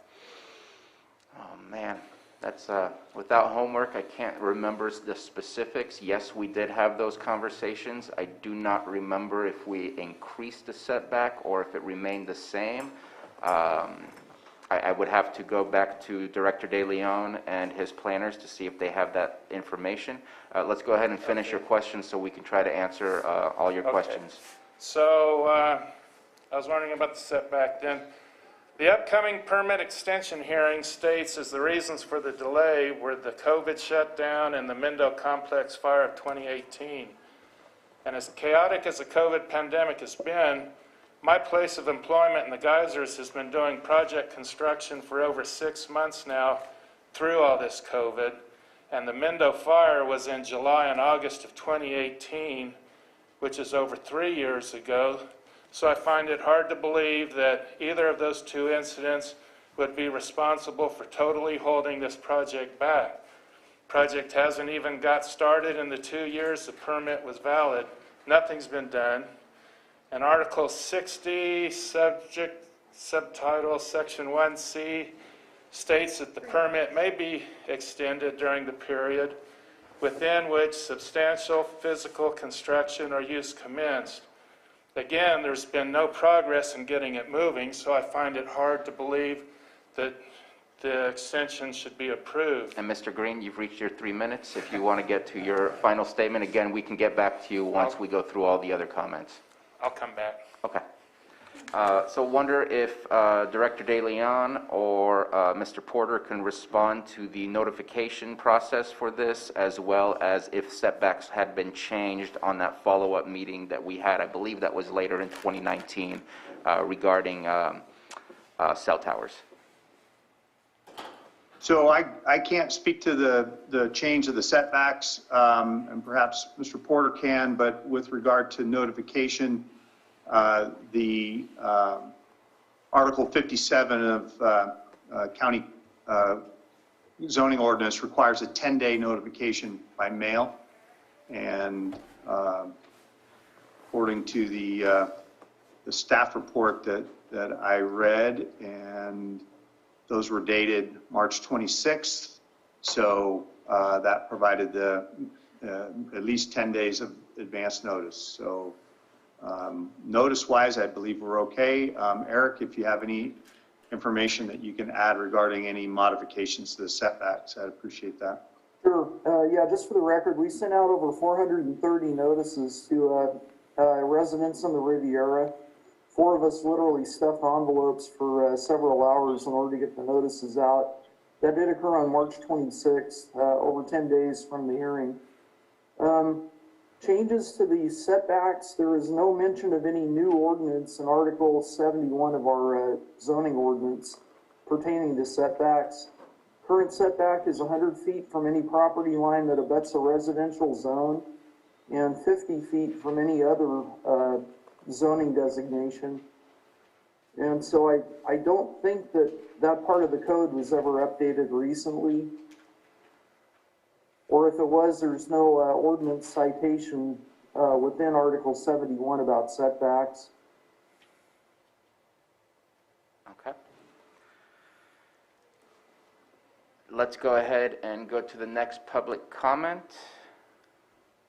Does not appear to be any more in the chamber, so let's go ahead and unmute, apologize if I butcher the name, but Greg Garazi.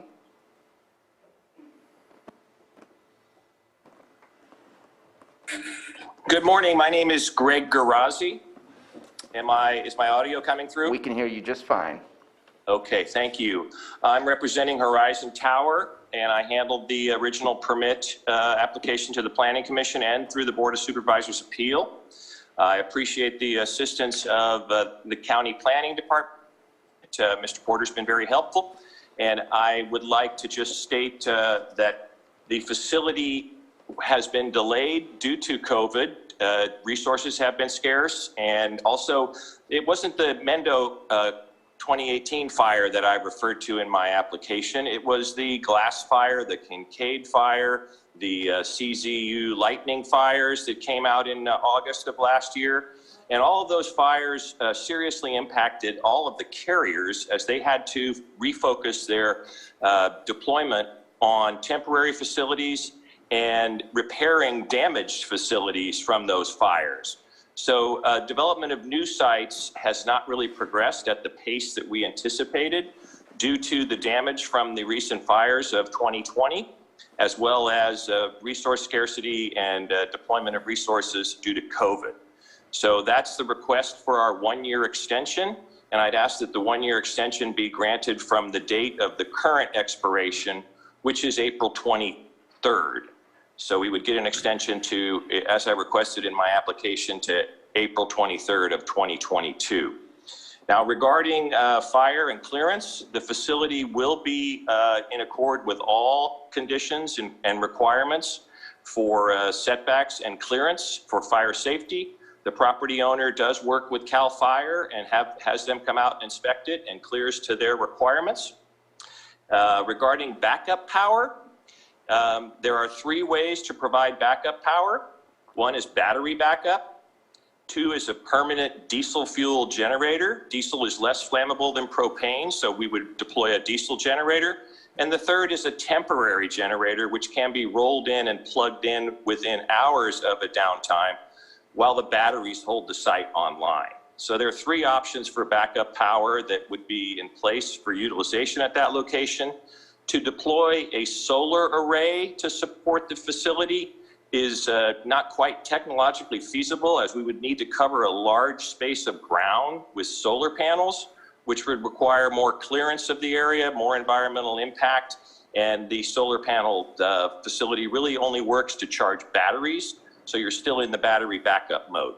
So using solar panels is not really an option here, especially since we have the other 3 options of temporary generator, full-time generator, permanent generator, and battery backup. Regarding tower safety, the facility will be designed by an engineer, stamped and confirmed to earthquake codes, and there will not be any issues with the tower falling over. These towers do not fall over in earthquakes. They don't fall over on their own. It will be designed and engineered to accommodate the current codes. Regarding the road widening that was mentioned, we will accommodate those requirements when the building permit is put together, and the plans will show those, and that work will be done in concert with development of the facility. Is there any other questions? Greg, thank you for joining us on that and filling in those questions. I really appreciate it. So if you have a battery backup for 3 days, how is the battery replenished, or is it just on standby? How does that work? They can deploy additional batteries to extend that time, but typically what takes place is the batteries have a certain amount of time that they can handle the facility. It's anywhere from up to 8 hours to 24 hours, depending on the number of batteries that are in place.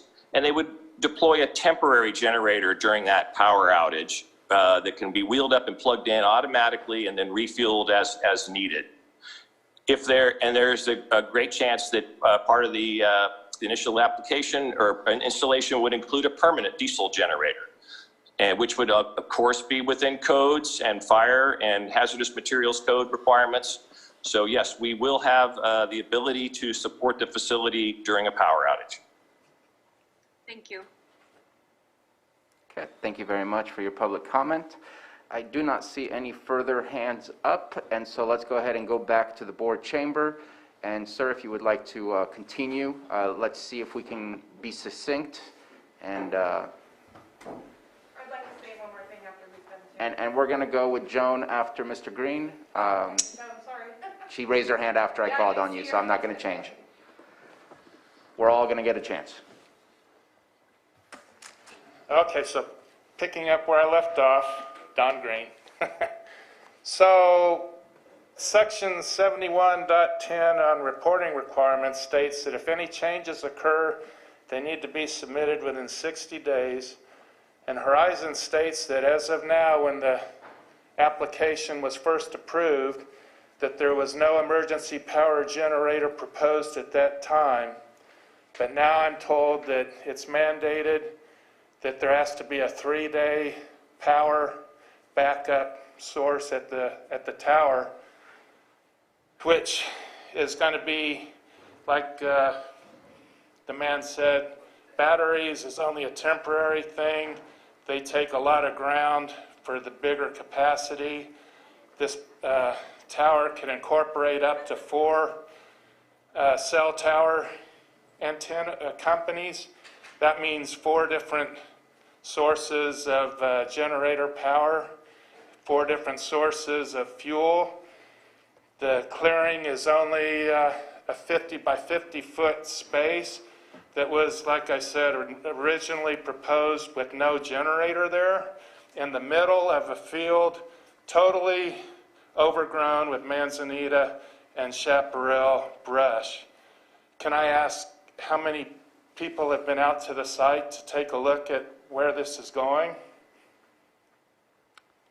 I have not specifically been to the site other than looking at it on GIS mapping. I've been to the site. Hi, Jessica. We talked on the phone the other night. Yeah. Okay, so back to my... And I have not been to the site, so. Yeah. Yeah, go check it out.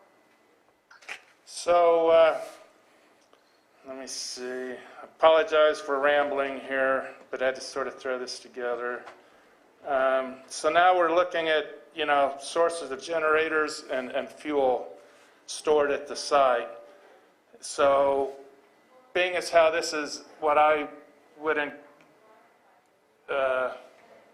interpret as a change in the original permit, I think that opens this application up for discussion. So one thing that I'd like to see addressed is that the 50 by 50 clearing and enclosure would be enlarged due to that, because this area that the tower is going in has been located inside an extremely high fire danger risk area according to CAL FIRE. And sir, while you might believe in an interpretation that opens it up, in our agenda, we're solely talking about extension or not extension. And so getting into the minutia detail of the use permit, we are, even if we wanted to, we cannot legally ask or request for a change today. It is only based on extension or not an extension. Okay.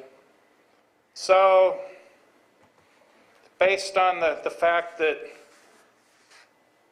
it's changing and no work has really been done, I would just like to see that the request is denied. And going forward, I got a feeling that it's not going to be. So when all this stuff is supposed to be inspected, maintained under the authority, there was something brought up about it will be public comment or complaint as to what's going on. Well, this site is behind a locked gate that we can't get in to see, and we can't see anything because of the overgrown brush. So we're not going to be able to actively inspect and see what's going on with that. So where can you point me as to who we talked to as far as getting copies of permits and who is maintaining the, who's the watchdog over all of this going forward? And I would say go up to the Community Development Department and ask that request. And I would say also communicate with your supervisor to assist you in getting those documents. Okay. And we're going to close down your public comment at this moment. If you have anything else, let me know, but we need to go to the next people who also raised their hands. Okay. Joan, it's your turn. Wait, we need to do a quick musical microphone.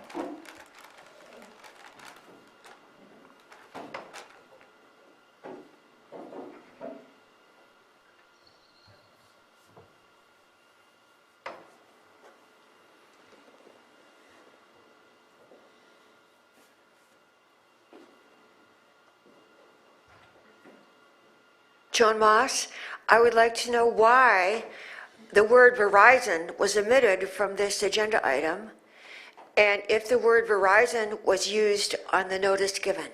Thank you, because I had no idea what it was until I heard the word Verizon. And what are the requirements of notifying the neighbors and the public that it is Verizon instead of just what it looks like? Thank you. Thank you. Because that is not who the applicant is. The applicant is Horizon Tower Limited, LLC. And it,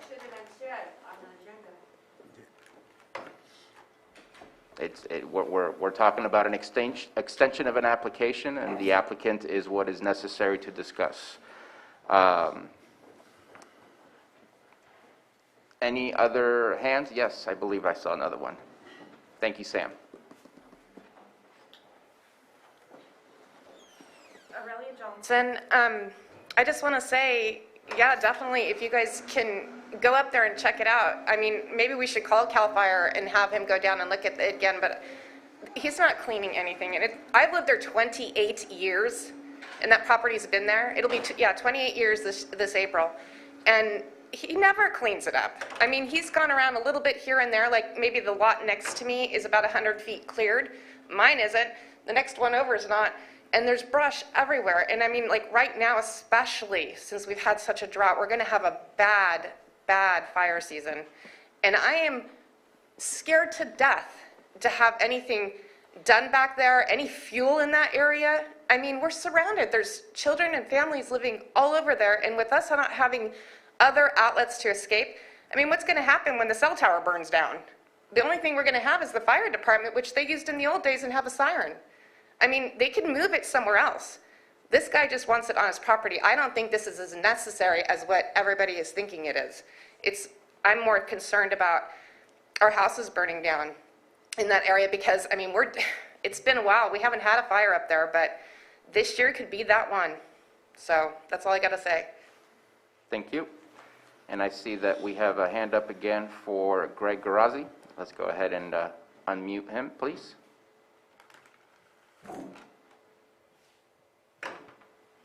Yes, thank you. I wanted to address a couple of those comments. There would not be 4 sources of fuel and 4 sources of backup power. It'd be one shared backup power system.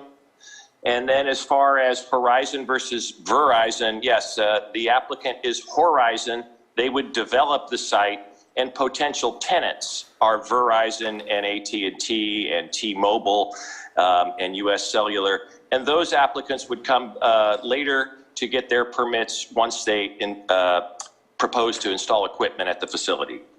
And regarding the fuel in the fires, of course, fire is of great concern to us as well. And we want to make sure that facility is as safe as possible and it will meet or exceed any codes that the county has in place. Thank you. Thank you very much. Sir, if we can keep it to less than a minute, would you like to finish up since I seem to have cut you short last time, or are you done? Okay. Thank you very much. I just want to make sure you were able to express what you needed to express. Let's go ahead and bring this back to the board. Any comments or questions? Supervisor Crandall. Yes, I actually went last time when this came. I didn't get the chance to go this time. I didn't answer earlier because I wanted him to go ahead and have his time. And I know last time I struggled with it as I felt that there were other spots that possibly could have been used. However, the demand and the need for a cell tower in that area is very important. So I just wanted to highlight my enactment, how I worked with it last time. So, and answer your question. So, yeah. Supervisor Pyska? I appreciate that, Supervisor Crandall. I was wondering about that. So I am very sensitive to the fire risk in the community and all of the concerns that we're hearing today. And this is something that I take extremely seriously. I have been out to the site. It hasn't been developed for this project yet, but we can monitor this on an annual basis if the community would like to reach out to me, and I can organize an inspection with the leasee. If that will help alleviate some of your concerns, please feel free to reach out to me if you ever have any concerns. It sounds like there may be some other issues that could be solved through the hazardous vegetation abatement ordinance, which is a different discussion, but that has to do with the property lines and setbacks from the lots. So I think there's two separate issues with vegetation here with the comments. As I mentioned before, public safety is my biggest concern with this. And while some of the residents immediately around this proposed tower have adequate coverage, other residents in this neighborhood don't have any. And that includes the school. The school is virtually in a blackout area. You can have a little bit of coverage on one side of the campus, and by the time you get to the parking lot, you have no service. And this is safety for a lot of reasons.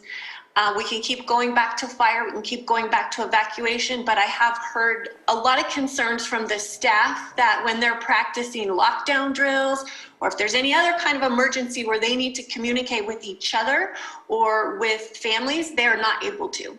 So this area has inadequate coverage in a lot of areas. I'm hoping that this tower will provide some additional coverage to our highways, which are also lacking.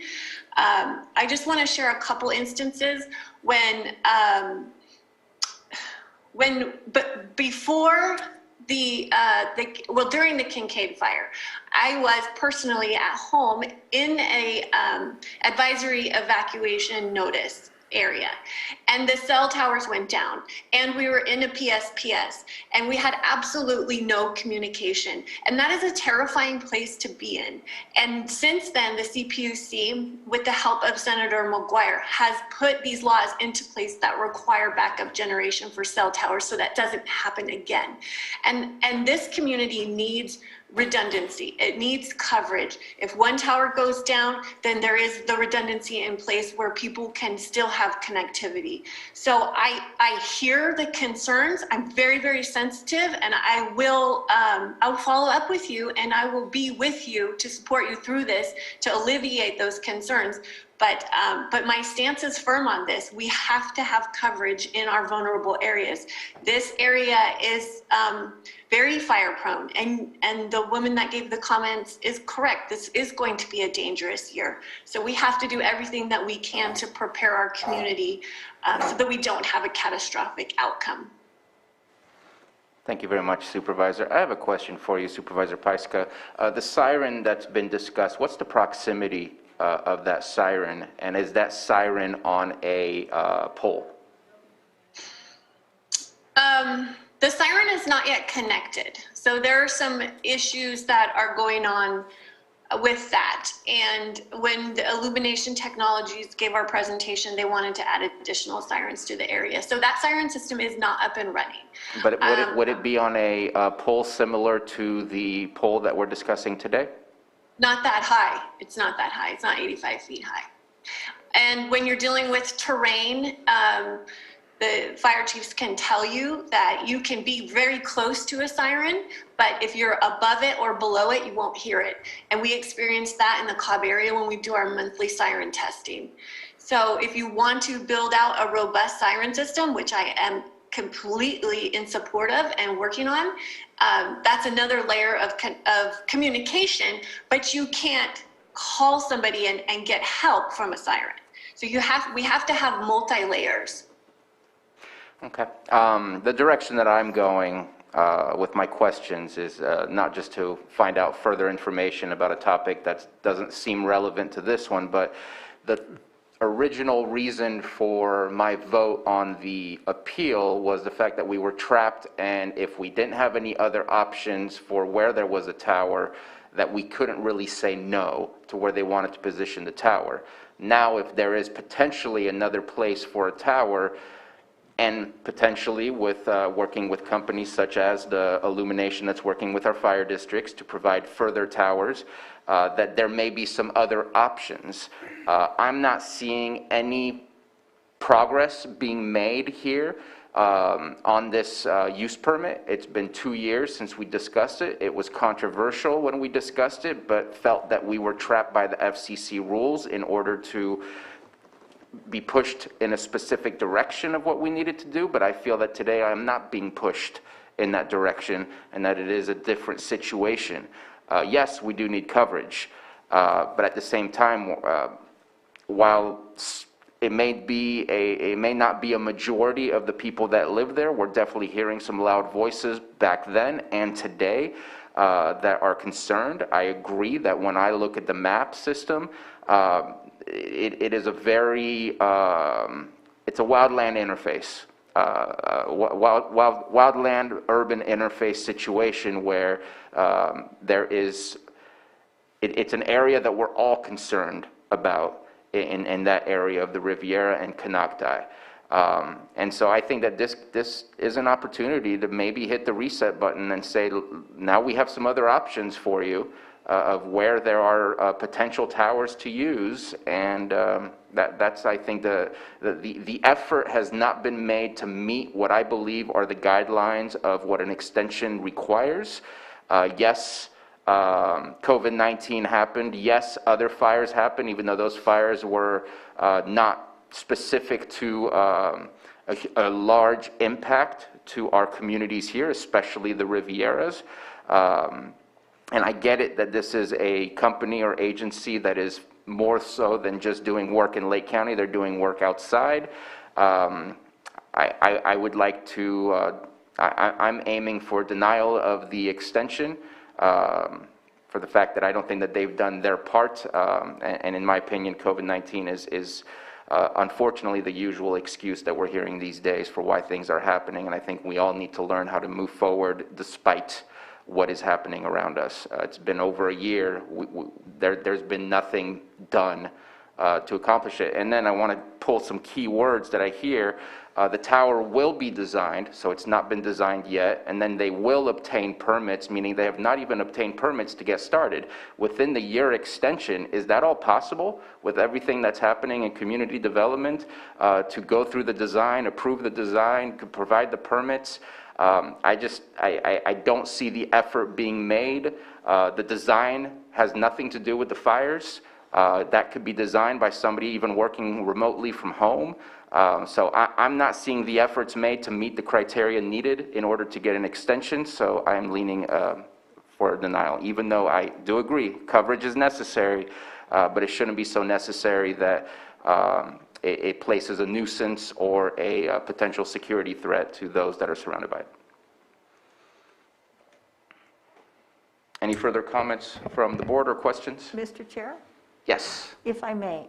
please. Thank you.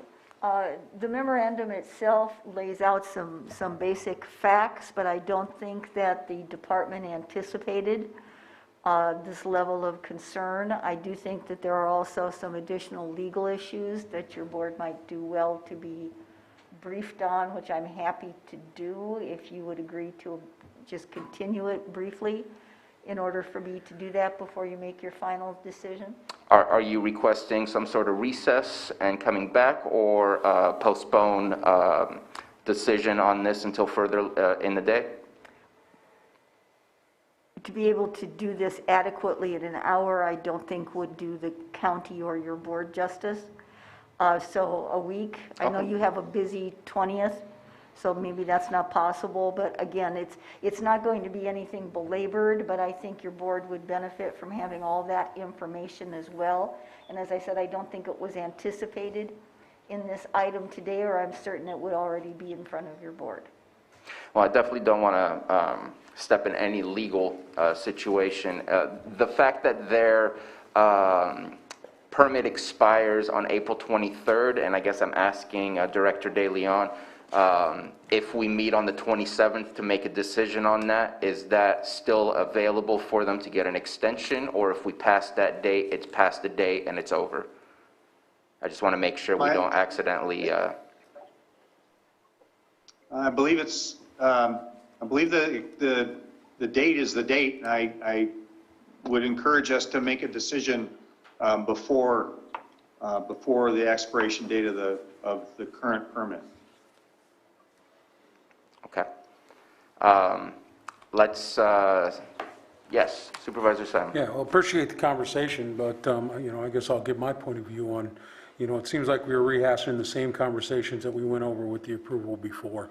Our Supervisor Pyska talked about it, obviously, our definitely concerns about fire and our drought that we're having this year are things, but I think they've met the requirements, and, I'm prepared to move forward today with the one-year extension for this opportunity. So I just wanted to make that clear before we go down the path of pushing this thing off if somebody may not be ready to make a motion, but I am.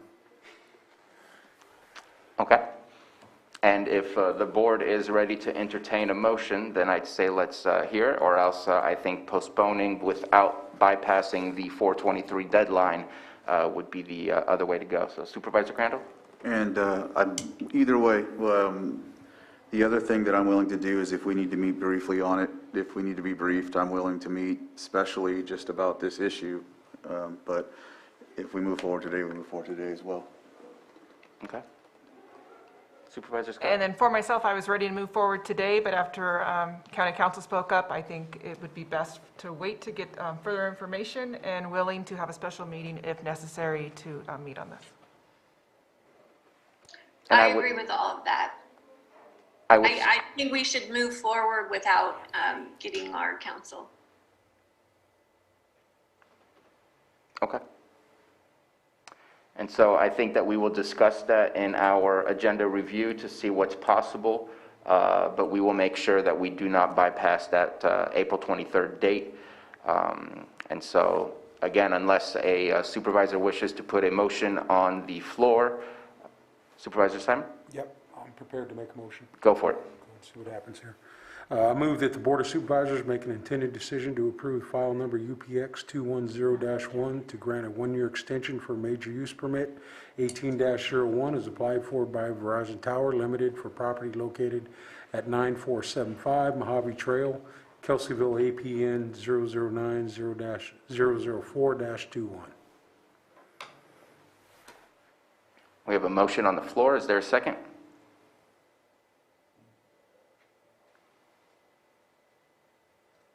And it would appear appear that there's no support for that motion, so we will work on getting that back to us as quickly as possible, again, to make sure that we don't pass that deadline and are able to provide a decision.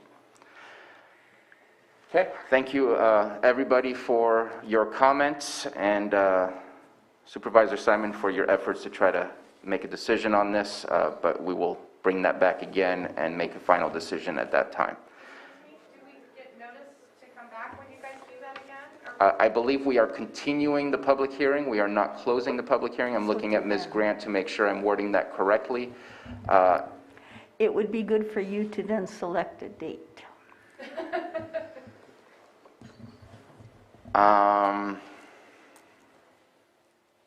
Goodness gracious,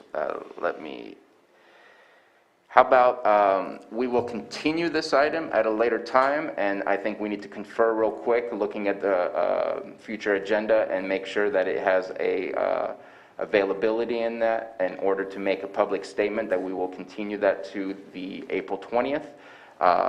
And so we will continue this. Let's just go ahead and take it's 11:10, perfect time for a quick recess. Let's go ahead and take 10 minutes. We'll start again at 11:20, and then we'll continue and provide final input on when we would be continuing this item.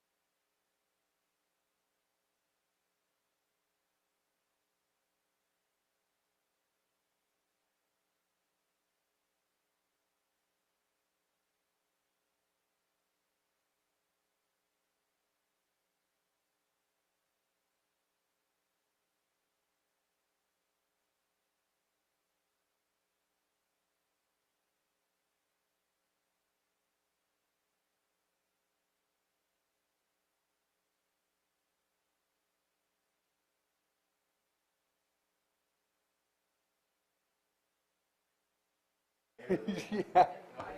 Yeah. That's why I wear gray and black, because there's no, if I wear white, there's a stain.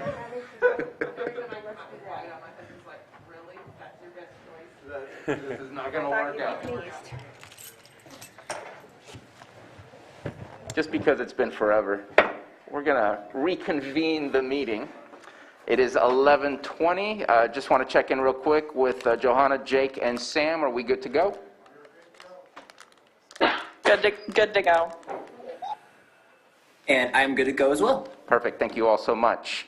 And so we will reconvene. We have discussed the timeline for when we will continue this public hearing.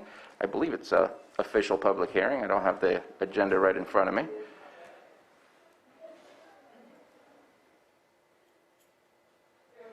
Sorry, okay, yes. We will reconvene and continue this on April 20th at 9:06 a.m.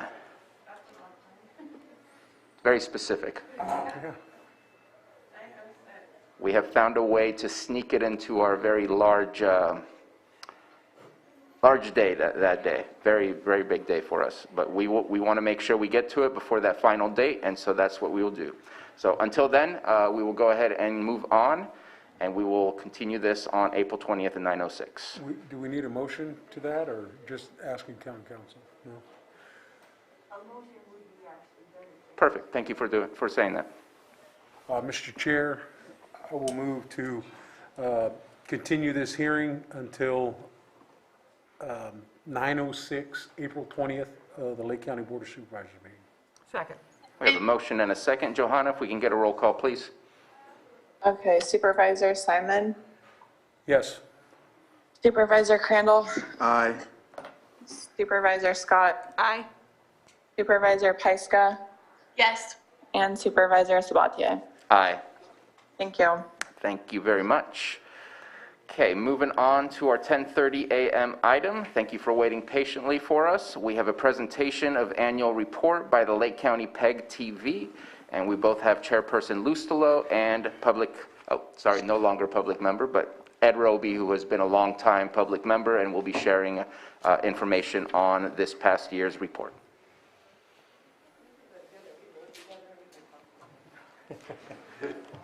We've been vaccinated, we're good. Good morning, thank you supervisors. I am Denise Lustelo, Chair of the Lake County PEG TV station, and Mr. Roby is in process of retiring from decades of his service to the PEG channel. So we're going to allow him a wonderful last time to present to you. Sure, it's the last time. Thank you. Gee, okay. As required by the agreement between the City of Clear Lake, City of Lakeport, and the County of Lake for the operation of the local public education and government television channel, that's PEG, that's where PEG comes from, which was adopted on November 17th, 2015, and gets renewed every 2 years. I'm going to present the annual report on the status of the channel. And before going any further, I just want to say that at the PEG Board of Directors meeting last night, the board voted unanimously to support the renewal of the PEG agreement for another 2 years. Lake County PEG TV has a solid board of directors who are actively working to build our infrastructure and connectivity to the community. The PEG board members are our chair, Denise Lustelo, who's been active in the community for many years, former mayor of the City of Clear Lake and so forth.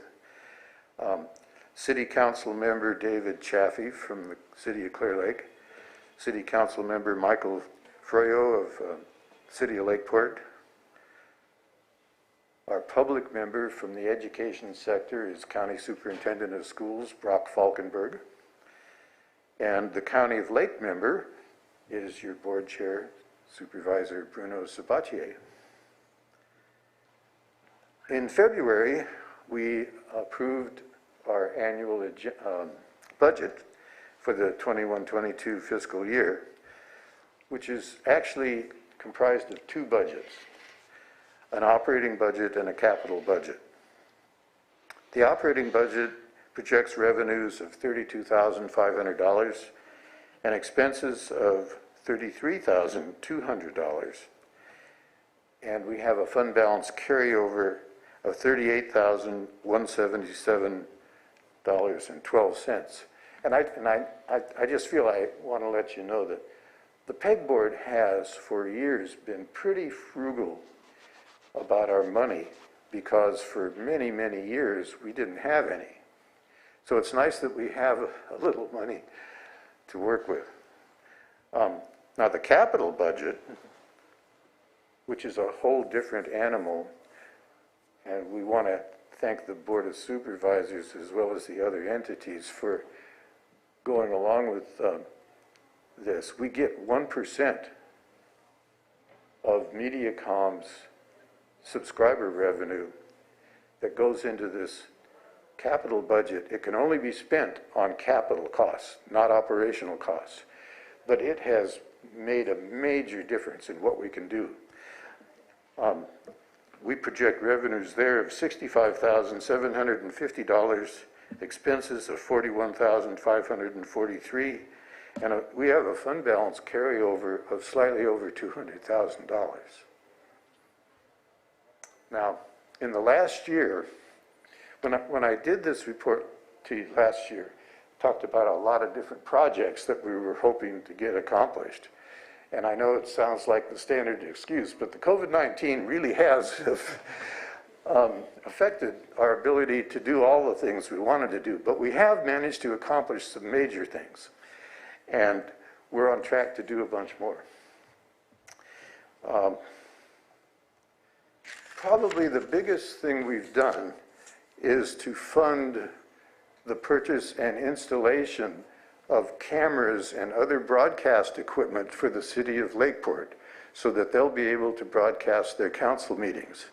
Now, we started a program 3 years ago where we funded doing an upgrade at the City of Clear Lake Council chambers with cameras and broadcast equipment. Then we funded the county's upgrade of your equipment here. And this year we did the City of Lakeport. So we finally got through the three entities that we needed to kind of bring up to modern standards and make it possible for them all to broadcast their council meetings, planning commission meetings, and whatever else. You know, a lot of times I know you broadcast candidates forums and things like that from these chambers. And it's nice to have good audio and video. Let's see. We've started producing some local programming, and we are hoping to do more and to encourage other people in the county to do more. We have started to produce a series of programs that we are calling Lake Life, which is featuring local events around the county as well as local personalities who are doing interesting things. And this is being produced by our own staff, primarily our station manager, Thomas DeWalt.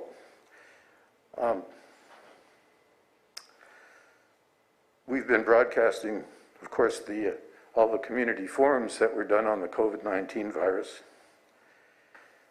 We've got two public service announcements we recently created with Fire Chief Cepeda on fire awareness and a fire safety checklist. In addition to broadcasting on Channel 8, we've also started using a YouTube channel. And if you wanted to check it out, you could go to the YouTube channel. It's called Lake County PEG. And we've got an interview up there right now. Actually, we've got both of those segments I just talked about with Fire Chief Cepeda, but we're working on another one. It's a fire mitigation video. We're working with Lake County Fire Protection District and CAL FIRE, and that should be completed in a couple of weeks. Well, that's really about it, although I just want to say, even though I'm retiring, I'm going to be 75 in August. Yeah, I can't believe it. I still think I'm 40, but it's not working that way. I just want to say that I've spent a lot of time with PEG, and it's had its ups and downs, but I really think it's a valuable community resource. And I think that with the board we have and the funding that we finally have, that this is going to grow into something we can all really be proud of. So I hope you will all continue your support of it. Thank you. Thank you very much. I want to make sure that you also, you missed a fairly large item that we just discussed yesterday, which was the sound system, which would be available for the entire county, I believe. And so I think that's an important one to discuss. Right. We invested in a sound system that'll be portable, and it's a big sound system. It's designed for outdoor concerts. And the thing is, I didn't mention it because we're not quite ready. We bought it. It's a modern, sophisticated system, and it's going to require some training to use it properly. We had a sound engineer come up just last Saturday, 3 days ago, we plugged everything in, turned it on, and it worked. And of course, but we're just learning how to hook this thing up. So I didn't want to get a whole lot of excitement going about it until we were ready. We're hoping that not only will we be able to use it for local events anywhere around the county, but you can't use it if you don't have people that know how to use it. It's going to require a bit of road crew to move the stuff and set it up. And it's going to require a sound engineer or somebody that knows how to use it, because it's all modern, high-tech, computerized stuff. So thank you for bringing that up. And we'll be making a big announcement when it's ready, I'm sure. But don't want to get out there too far ahead. In other words, I don't want us to have a bunch of people calling us up wanting to use it before we're ready. Yeah, exactly. But if you happen to be a sound engineer, we'd love to hear from you. Yeah, anyone listening. Right. Okay. Anything else for us on your presentation today? No, there is a signed copy for the clerk. Yeah. Do you have I wanted to give this to the county clerk, but for whoever's taken things like this, I'm used to having someone sitting there. So Well, I'm the clerk of the board, so can I I'll give be it to happy you, to Mo? take it. Thank you. And so today on our agenda is simply a presentation. I'm sure that in the following weeks to come, we'll go ahead and see that agreement come up to extend another further 2 years and see if what decision we make on that. Do appreciate the presentation you provided. Is there any questions or comments for our PEG board members? No, just thank you and enjoy your retirement, but I'm sure you're not going to be leaving us anytime soon. Oh, I hope not. I'd just like to mention one more thing. The county's person that's been the liaison with the PEG station is a fellow named Matthew Rothstein. He's great. You've got a real prize there. That guy is really good to work with. He's all business and he doesn't mess around, but he's on top of things, and he's great. So I just wanted to give him a shout out. Appreciate the kudos. We'll make sure he gets the message if he's not watching or listening right now. I do have a quick question, seeing as I don't see anything else from other board members. Have we seen, I know that there's this migration of going from cable to mostly using internet video streaming. Are we seeing a decrease in the 1%? Does that 1% cover only cable bills? Does it cover all potential services that Mediacom offers, such as internet? What is the status in that? Okay, that's an excellent question. The revenues from that source have gone down.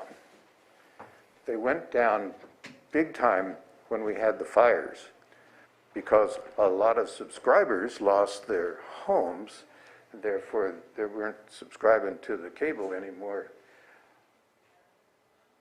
The other thing you mentioned, though, is that a lot of people are using the internet instead of cable TV.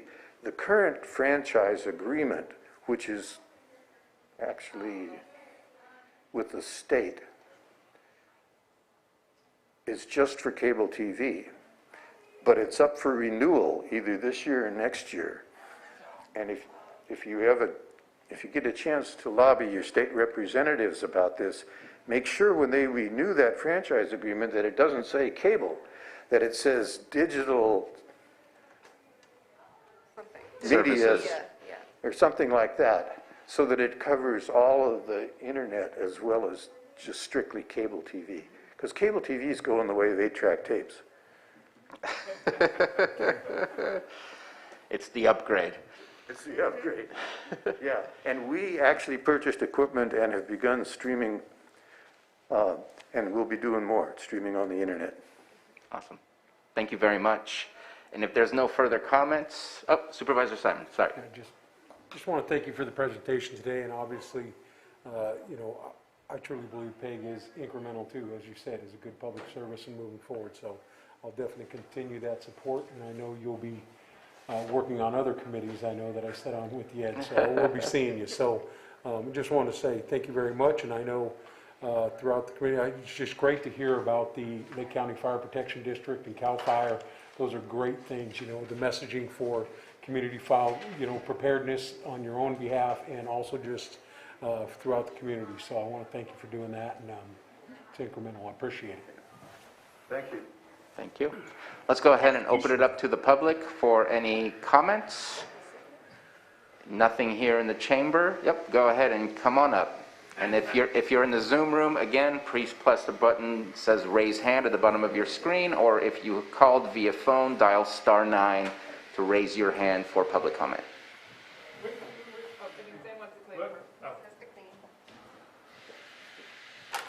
And it's a good time because they're making a mocha on the other side, so there's a little sound feedback coming too. We're a teetotal.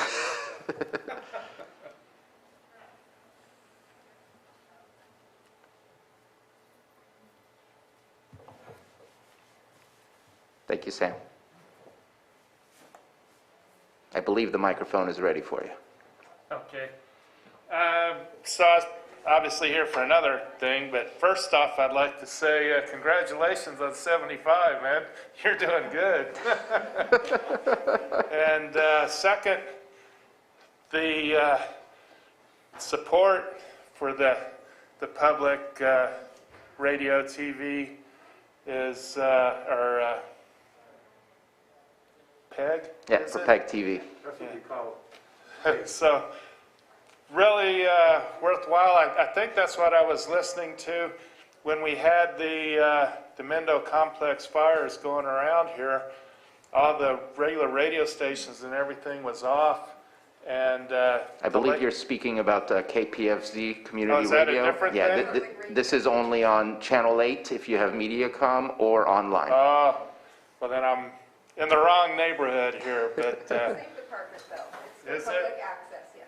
Okay, it's good to have things that are centrally located, operated, and maintained, and hope you guys keep supporting that because those things are a worthwhile project. We agree with you on that. Thank you. And I do not see any hands up in the Zoom room, unless I'm mistaken. And I see no further comments in the board chamber. Any further comments from board members? Thank you for the, Yes. thank you for the presentation, and I appreciate everything you do. And we'll see that agreement coming in a future agenda. Wait, I have something. Oh, I'm so sorry. I didn't see, I have too many things I'm looking at. I'm trying Apologize. to pay attention. I'm delighted to hear about the fire awareness programming that you're doing. Supervisor Simon and I are working on a virtual town hall event that's going to be on the evening of the 29th. And I so hope that we can also stream it on PEG. Contact Peg and let's see if we could make that happen. We'll make it happen. Thank you. Thank you very much. Thank you both. Okay, that will leave us to our 6.7 item, 10:50 a.m., consideration of report from PG&E representatives regarding PG&E's outlook for public safety power shutoffs, also known as PSPS, and overall wildfire safety efforts. And I believe that we had Melinda Rivera here with us, and so the floor is yours if we can get her unmuted. Hi, good morning, Chairman Sabat and members of the Board of Supervisors, County Administrator Hutchinson. Can you see my video and can you hear me okay? We can definitely hear you and see you. Okay, great. I am going to share my screen, I hope. Can you see a PG&E PowerPoint on the screen? We see a big blue screen, yes. Okay, great. All right, so I am going to try to go through this PowerPoint presentation and advance the slides manually at the same time. So we'll see how this goes. Thank you again for taking the time to meet with us this morning. My name is Melinda Rivera. I work in local government relations and local public affairs for PG&E for the area of Lake County and Sonoma County. Joining me this morning for the presentation is John Stallman, who is our principal lead for microgrid strategies for PG&E. We want to talk today about what we are doing as a company to reduce the threat of wildfire locally and the opportunities for PG&E to work with Lake County to improve the public safety power shutoff program for 2021. Just taking a brief moment to discuss safety, to make sure that everyone is safe and aware of their surroundings. In the event of an earthquake, please drop, cover, and hold. We would also like to encourage everyone to take all necessary COVID-19 safety precautions.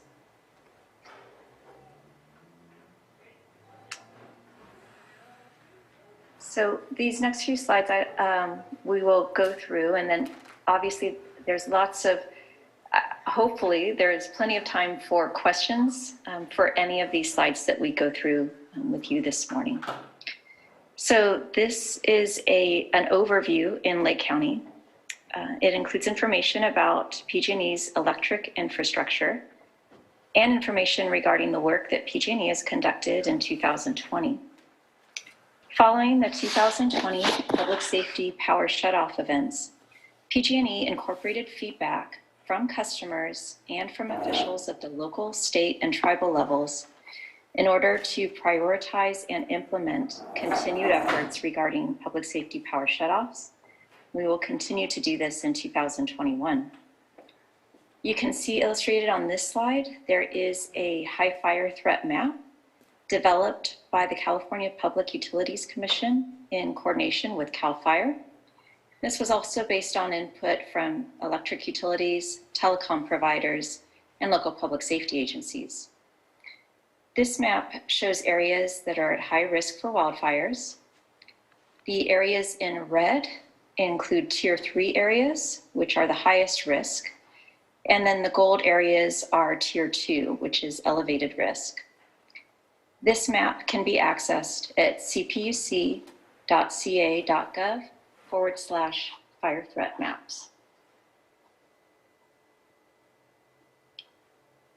Our community wildfire safety program is focused on reducing wildfire risks using technology, stronger power lines, and other tools to make the electric system safer for our communities. On this slide, there is an overview of the efforts in Lake County. This includes system hardening, which involves the installation of equipment designed and built to be more resistant to severe weather. Part of this work includes replacing bare power lines with larger covered lines to reduce the risk of outages caused by vegetation or birds or animals, and to eliminate the risk of bare power lines coming into contact with one another. It also includes sectionalizing devices to limit the number of customers who are impacted during a public safety power shutoff event. We are continuing to install these sectionalizing devices, and we are also working to automate some of the existing devices. These sectionalizing devices separate the electric grid into smaller parts, and this allows us to de-energize targeted areas during severe weather. We are addressing vegetation that poses a higher potential for wildfire risk in high fire threat areas through our enhanced vegetation management program. We are opening community resource centers, installing substations and distribution microgrids, and John Stallman will cover this in a few minutes. We are improving our weather forecasting capabilities and monitoring and our response to wildfires through the installation of weather stations and high definition cameras. Now, I can't actually, I've got something else covering this column on my screen, but there are 3 rows where there is an NA, which is a little confusing. Just to note that for community resource centers, for the weather stations, for the high definition cameras, PG&E is continuing to gather feedback from County Office of Emergency Services on any areas that could be potential locations for the deployment of any of these assets, either the community resource centers, the weather stations, or the cameras. So we're still in ongoing communication with Office of Emergency Services to determine if there are any areas where there's not already existing coverage provided by any of these equipment or assets. And then as identified, and we can move forward with property owners to see if it's possible to place any of these resources. On this slide, you can see where in the county PG&E anticipates conducting enhanced vegetation management work. This work is to address vegetation that poses a higher potential for wildfire risk in high fire threat areas. This work exceeds state standards for minimum clearances around power lines. It involves conducting additional inspections and evaluates the condition of trees that may need to be addressed if the trees are tall enough to strike the lines or equipment.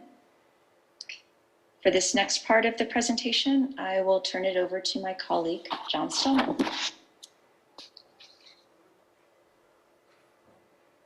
Good afternoon, everyone.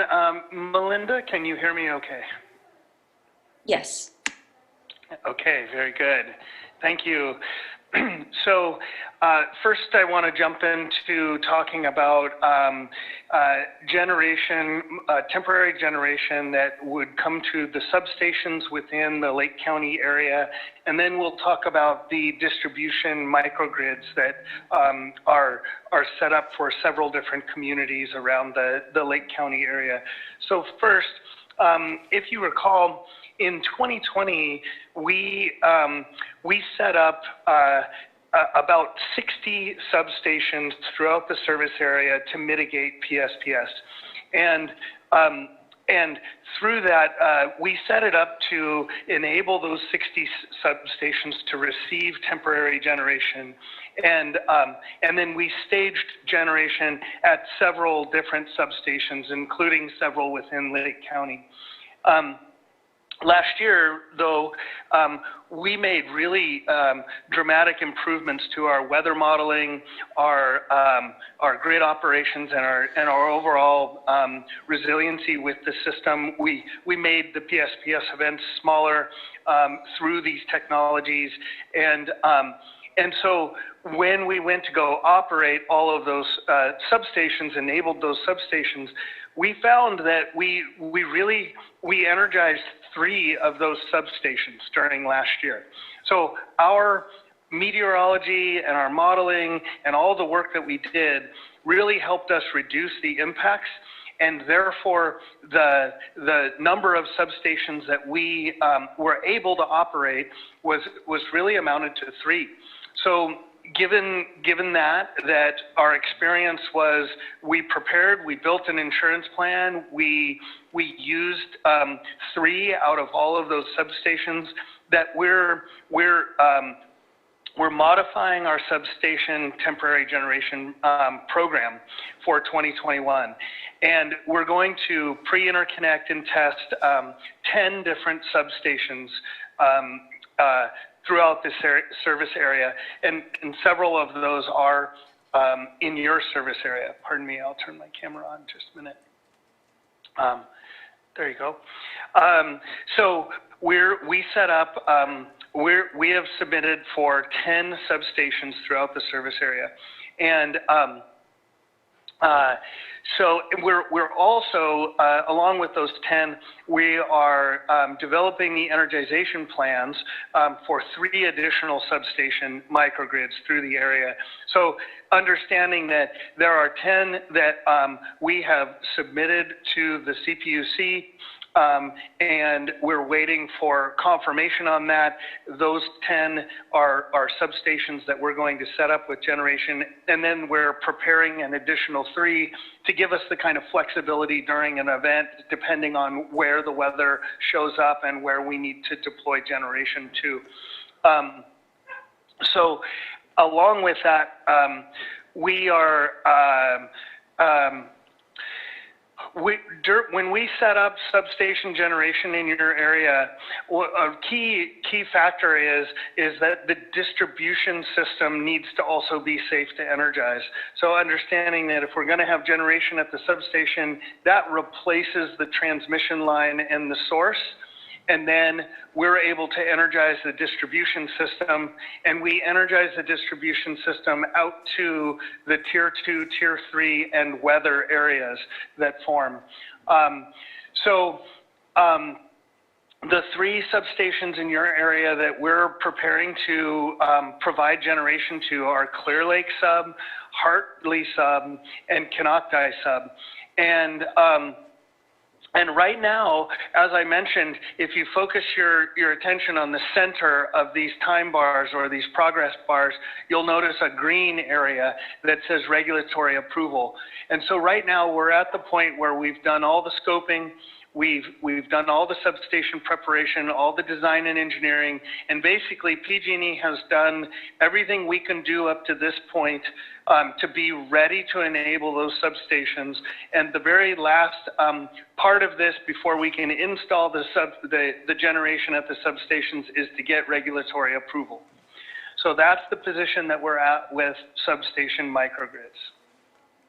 We can go ahead and go to the next slide. Okay, so for distribution microgrids, so these types of microgrids are areas where there's tier 2, tier 3, and we cannot use generation out of the substation. So even if we were to have a source into a substation, we would not be able to energize the distribution out of the substation when that extreme weather is over the area.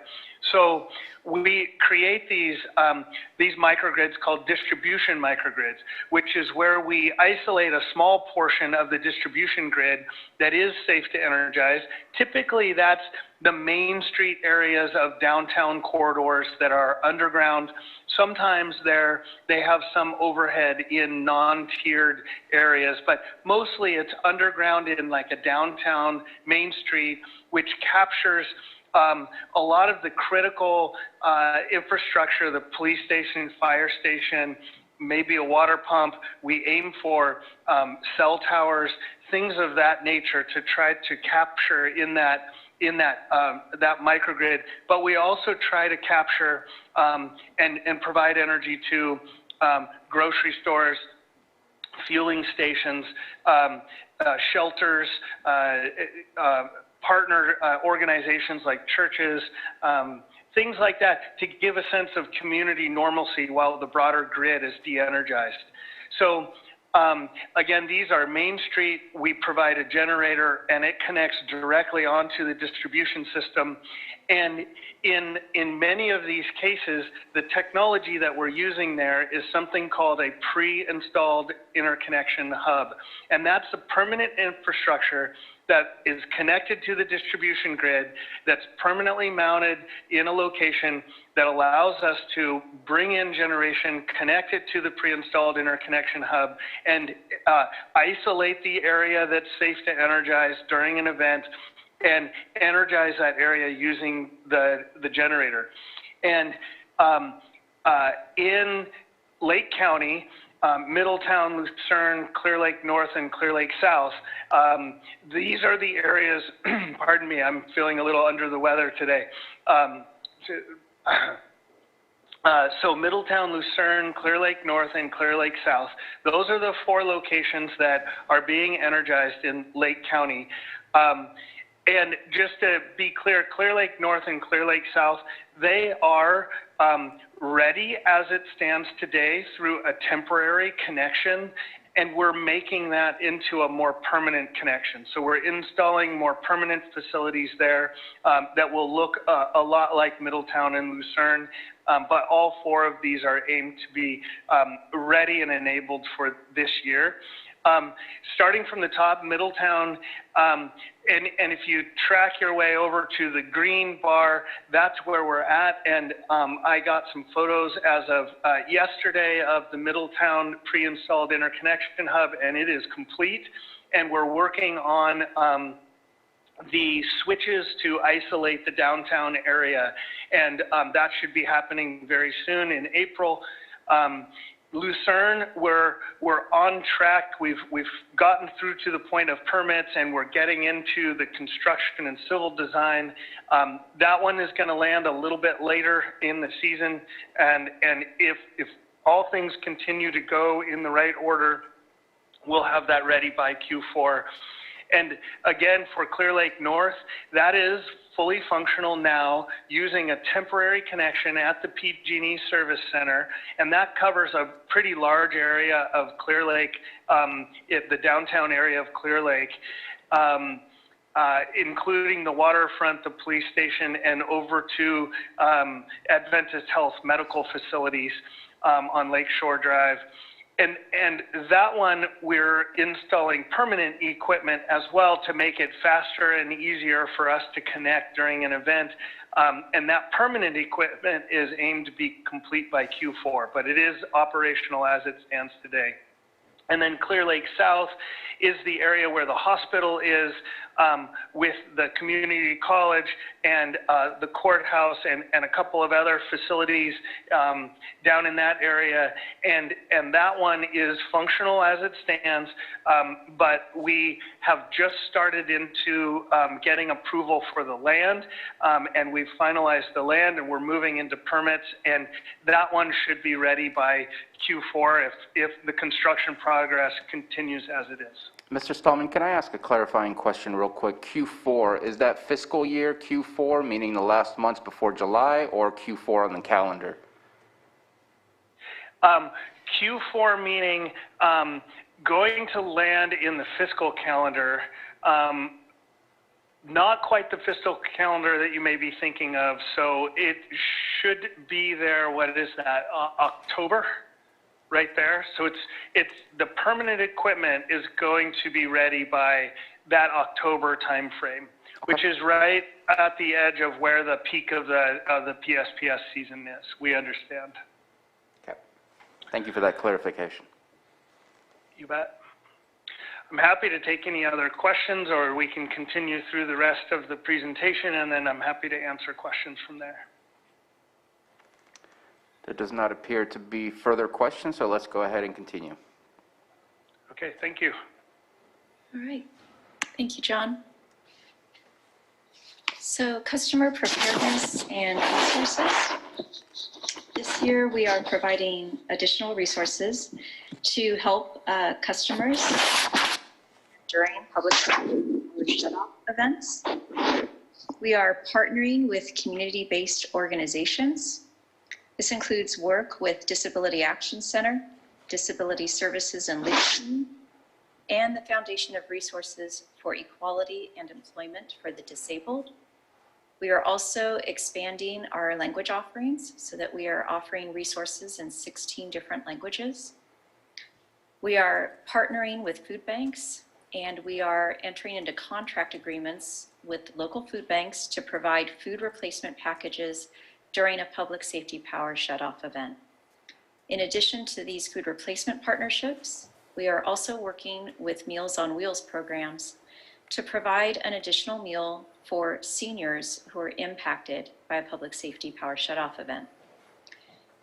We are collaborating with the California Foundation for Independent Living Centers to enable qualifying customers who use electrical medical devices to access backup portable batteries either through a grant or a lease-to-own arrangement or a financial loan application.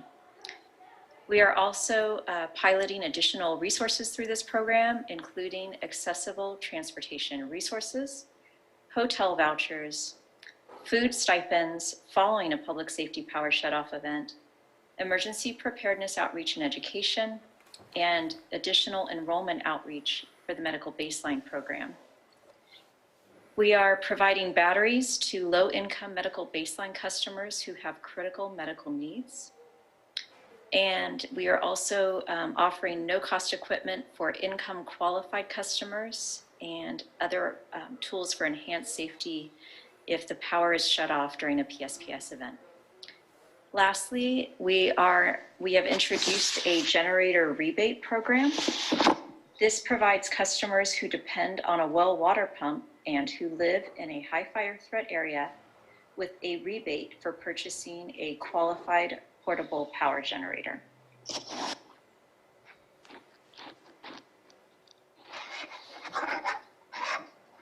During public safety power shutoff events, we are opening community resource centers. On this slide, you can see the location that we had contracted and ready to operate for public safety power shutoff events in 2020. At these community resource centers, customers can find basic supplies and charge their medical devices or electronic devices. We aim to set up and open our community resource center locations as soon as possible after the start of a public safety power shutoff event that is forecasted to last longer than 24 hours. All of these locations follow appropriate COVID-19 health considerations. We provide grab-and-go supplies for customers at all sites. And we are also offering micro community resource centers, which are smaller open-air tents, and mobile community resource centers, which are vans, in order to supplement the indoor locations for these community resource centers.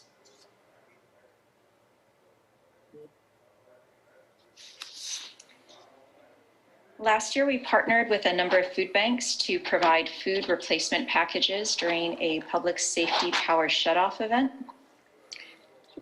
Customers can find a combination of perishable and non-perishable foods at these participating food banks. Participating food banks will provide food replacement packages for up to 3 days following restoration of power from the PSPS event, and this occurs on a first-come, first-served basis.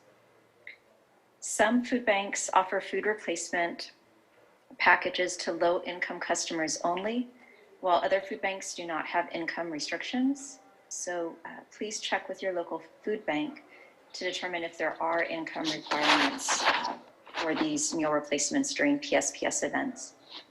In addition to these food replacement partnerships, we are also working with Meals on Wheels to provide an additional meal for seniors who are impacted by a PSPS event.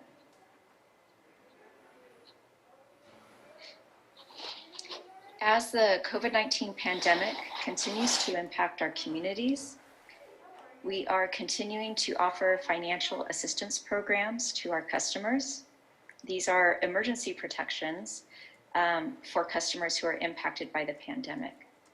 This includes suspending any service disconnections for non-payment on the account, a pause on post-enrollment verification and re-enrollment requirements for our CARE and FARA programs, We are waiving security deposits for small commercial customers, and we are allowing medical baseline customers to self-certify their eligibility.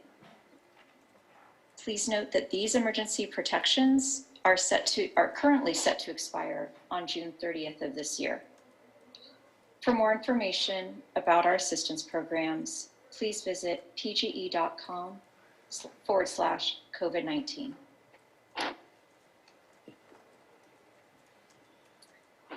For more information about our community wildfire safety program, please visit pge.com/wildfire safety. We've also made additional wildfire preparedness tools available online. This includes a weather and PSPS forecasting webpage, a backup power webpage, Safety Action Center, a Prepare for Power Down website, and additional online resources for our medical baseline program. To make sure customers receive notification regarding any potential safety outages, we are encouraging customers to update the contact information that PG&E has on file. Tenants and non-account holders can sign up to receive public safety power shutoff notifications for any address where they do not have a PG&E account by visiting pge.com/PSPS alerts.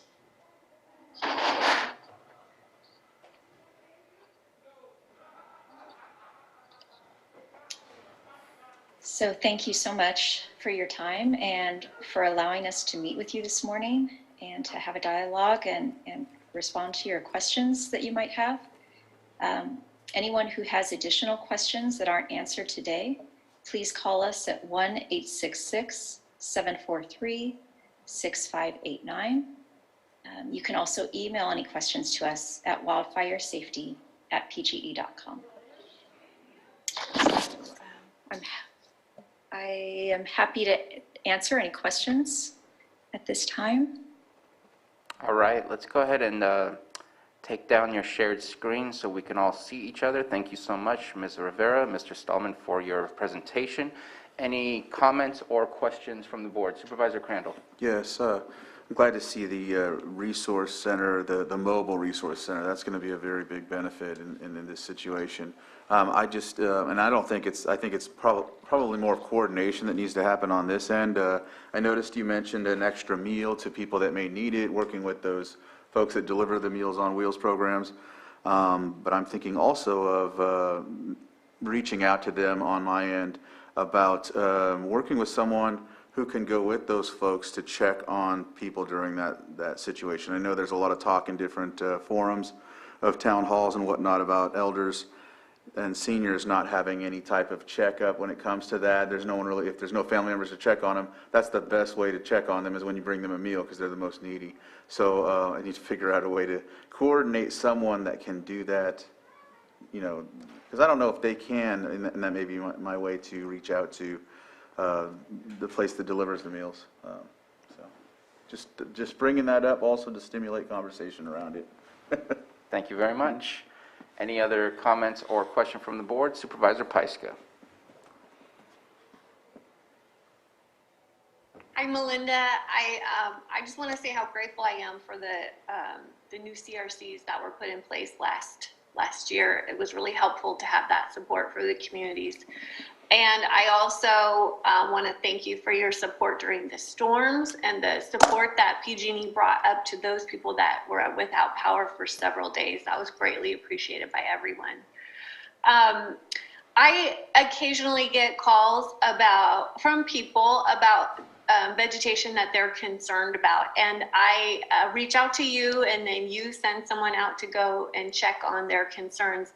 And that is that the way that you would prefer people to register a concern about trees in their neighborhood, on power lines, or would you like it to continue in this way?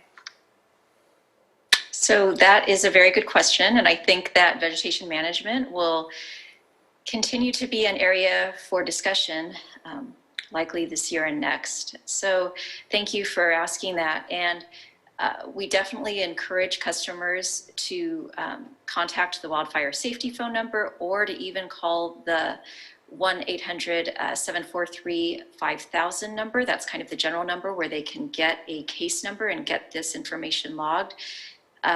Getting a case number is really the best way to track an individual customer's concern. And my understanding is that our vegetation management team, they do receive their concerns and they are able to follow up.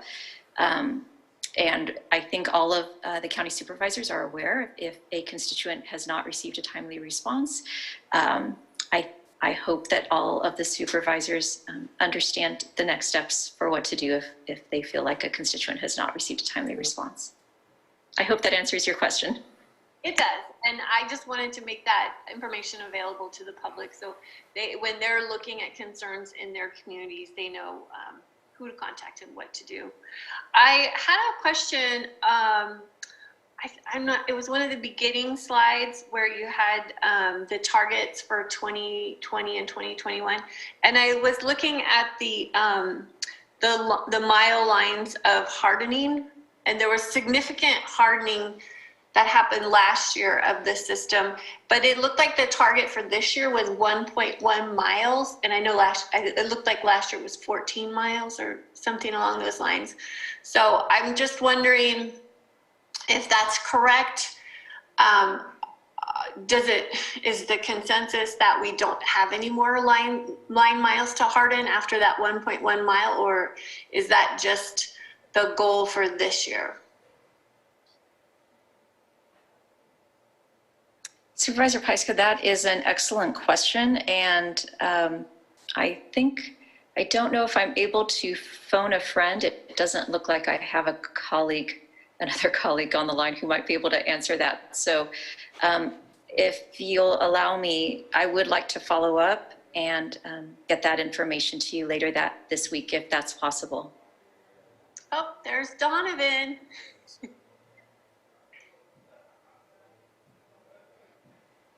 Donovan, we cannot hear you. I'm not sure if you're trying to speak to us or not.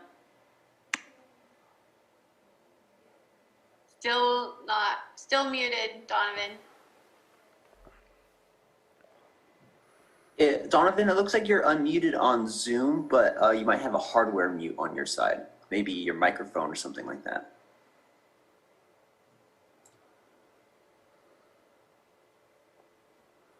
Maybe we can get that taken care of, maybe rebooting and reloading the Zoom room and seeing if that works out.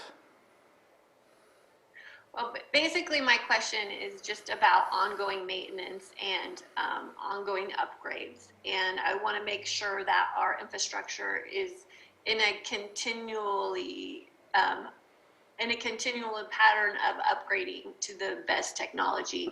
And I wanted to make sure that 1.1 mile was not the rest that we had to do, that we're going to keep that focus on upgrading throughout the network. I think it's a great question. So I will follow up with you, Supervisor, with the county administrator so that she can relay the information to the entire board later this week. And apologies for Donovan's technical difficulties. I was just trying to call him as well. So we will get back to you soon. Thank you. Jake, if it's possible to maybe share the phone number to Donovan so that he might be able to call in, might be an easier way than through the virtual computer. And then let's see if we can get him back on. But let's go ahead and continue with any other questions from board members or comments. Supervisor Simon. I just appreciate the updates today, Melinda and John, and also, who's that, Donovan trying to get on, I think. So appreciate the information. You know, I know we have moved forward from last year. It's nice to hear that the, obviously the Middletown and the Lucerne project are, you know, moving along. But yeah, along with Jessica, just continuing on that hardening of our systems and looking at opportunities, you know, even undergrounding, if there ever is an opportunity, always put that out there. That could be as we rebuild things that may have been damaged in fire or other instances. So appreciate it, and we'll continue to communicate directly with you on issues. Jessica already hit on, the cleaning up from all of the contractors that you have, making sure that our constituents know where to get those complaints in so they can get that stuff cleaned up. I appreciate you guys talking about that, but other than that, we'll be ready. As you guys know, and Jessica, talked about earlier, the Risk Reduction Authority, constant on our mind right now with the amount of precipitation we got here in Lake County and throughout the state, that it's going to be one heck of a season for everybody. So starting the preparedness now is very important, and this is a key tool to lessen the impacts on our constituents that they've felt over the past few years. So I want to thank PG&E for the update and the constant communication as we move into this fire season. Thank you, Supervisor. Jake, it appears to me that maybe we have Donovan on the new phone number that popped up. Is that correct? I'm not sure. I don't really have a way to confirm. I'm gonna send speaking permissions to that phone number, and they should have got. I'll ask to unmute. Oh, it looks like I muted. I'm sorry. I sent another request to unmute. Donovan indicates that he is muted on that end. *6. If you press *6, I believe you can unmute. There we go. Can anybody hear me? We can hear you. Oh, you can hear me. Okay, I must have did something right. I apologize. I was on Zoom and I unmuted the two options that it gave me, but I guess I still couldn't get through. So I called in. Your question regarding the reduction in targeted miles for 2021. I know what I was told is using the new Techno Silva firing model system, which takes into account, the last 25 years of fire history, fire frequency. They use that artificial intelligence to project where fires might start. And so because they did that, and they did it across all of PG&E territory, this modeling system determined the highest priority areas for 2021. So there was a shift in what was originally planned to what's planned for 2020. Also, I think the reason that you see such a large number in 2020 was originally I believe the targeted number was much less than what we actually accomplished. So I think because that's what we set as a target at this time based on that modeling system, I think that we might actually see a much larger number as we progress through 2021. Did that answer your question, Jessica? And I could follow up with some of the slides and some of the talking points information that the company's given me regarding that, because I had that same question, why the big reduction? But I don't have it in front of me at this time, but I'm out in the field. But I can get that, and I can get it to Melinda so she can send it to you. It might not be much more, but it might be a little bit of explanation as to why you see that reduction. Yeah, thank you for that, Donovan. So I have a couple questions for Ms. Rivera. In the beginning, you talked about underground wiring being one of the things that you're looking into. I don't know if it was under the hardening of infrastructure or if it was under a separate category. And I'm just curious as to where is that conversation? I have not heard, though maybe I just haven't been privileged to be a part of the conversations, I have not heard of PG&E suggesting areas that we should underground or discussing with us undergrounding wires. Has that occurred? Do we have any areas that are highlighted as best way to move forward instead of hardening the wires to go underground? Because I see it every year on there. It's in that category, but I have not necessarily heard of any movement or engineering or anything of that kind to get us to underground some wires. Hi, Board Chair Sabatier. So I apologize. I'm looking through. I don't remember us referencing undergrounding today during the presentation, although certainly it might have. If you show the thing of what we expect to get done in 2021, that same grid that Supervisor Pyska was mentioning, somewhere in there in the details, it talks about undergrounding wires. All right, well, I am not aware beyond what the current project to attempt to underground in order to move forward with the Clear Lake South microgrid. I'll defer to John Stallman if he's aware of any other planned undergrounding related to safety or to public safety power shutoffs. It was not part of today's presentation. However, there is a Rule 20A program for undergrounding in communities.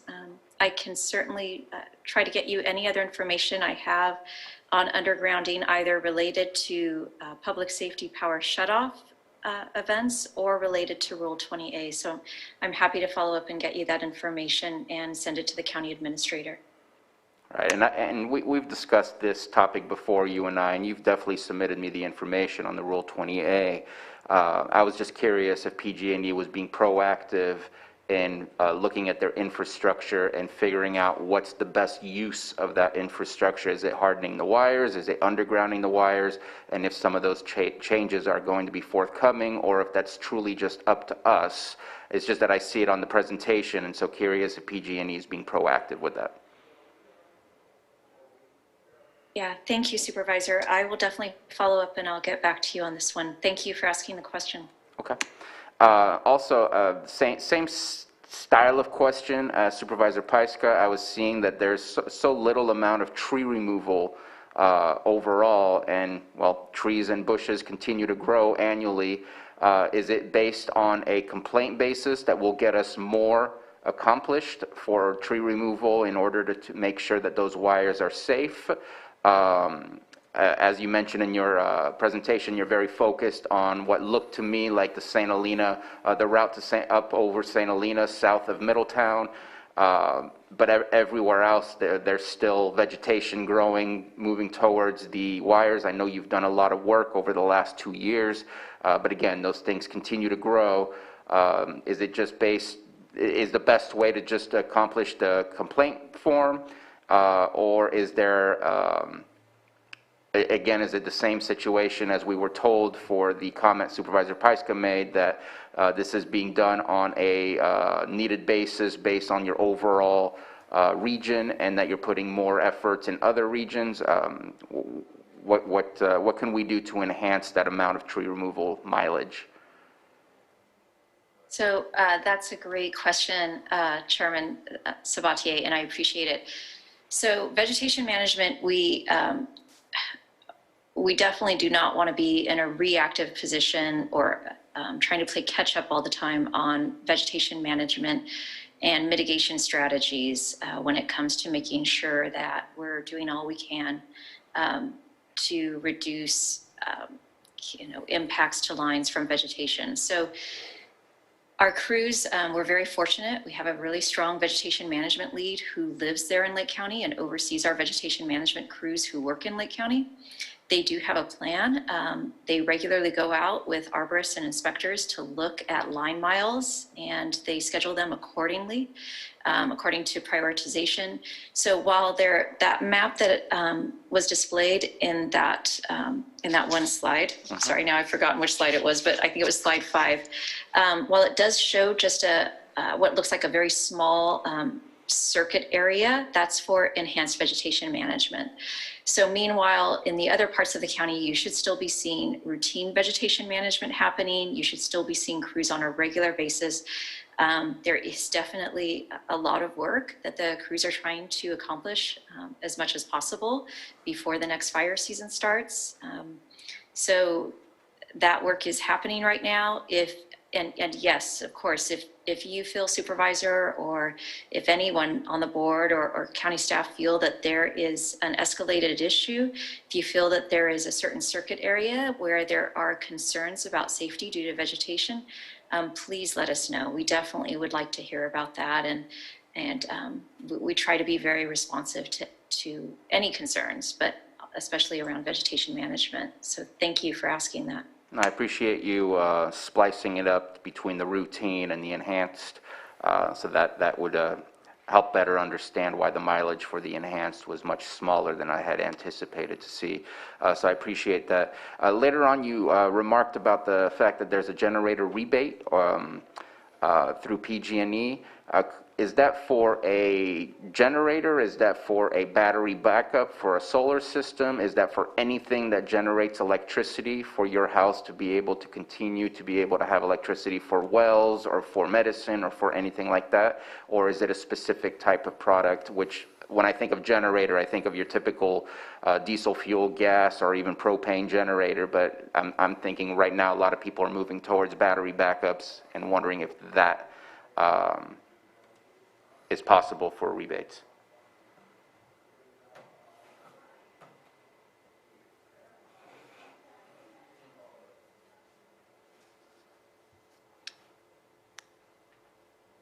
Oh, you remuted yourself. Sorry. Okay, here, technology. So that is an excellent question, Supervisor. I am going to see if I can share my screen one more time. This is a new program. So this just got launched a few months ago. So I am still learning about this as we go along too. So I will send this slide. This was kind of an appendix as needed slide. I'll send this over to Administrator Hutchinson as well.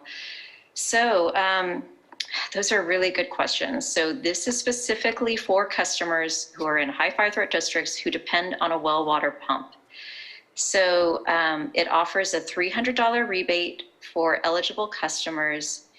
And if the customers are also in the CARE or FARA program, then those customers are eligible for a $500 rebate. So if the customer has an active electric PG&E account, resides in a Tier 2 or Tier 3 area, and relies on well water pumping for their water needs, then they would be eligible for this rebate. So I wish I had more detail to provide about this. I do have a link here to go to pge.com/backup power. But yeah, I'm really excited to share this information with the board. This is a newer offering this year, or just in the last few months. So hoping that I can have more information for you. I will look into it and see what other information I can find out for you. Okay, I appreciate that. And then lastly, you showed a list of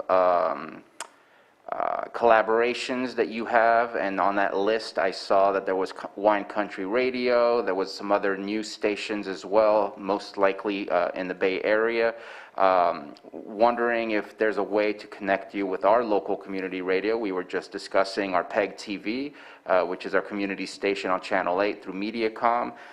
And then there's also KPFZ. I just wanted to make sure that if you have not had the opportunity to connect with those, since those are very lake-centric broadcasts, that we connect you with those so that we can make sure to provide that collaboration. Yes, thank you so much, Supervisor Sabatier. Yes, we are. We do have a relationship with KPFC. We are very thankful for them, and thank you about the reference for PEG TV. I will follow up with our marketing and communications team to make sure that we do have a relationship there. Thank you for suggesting that. Okay.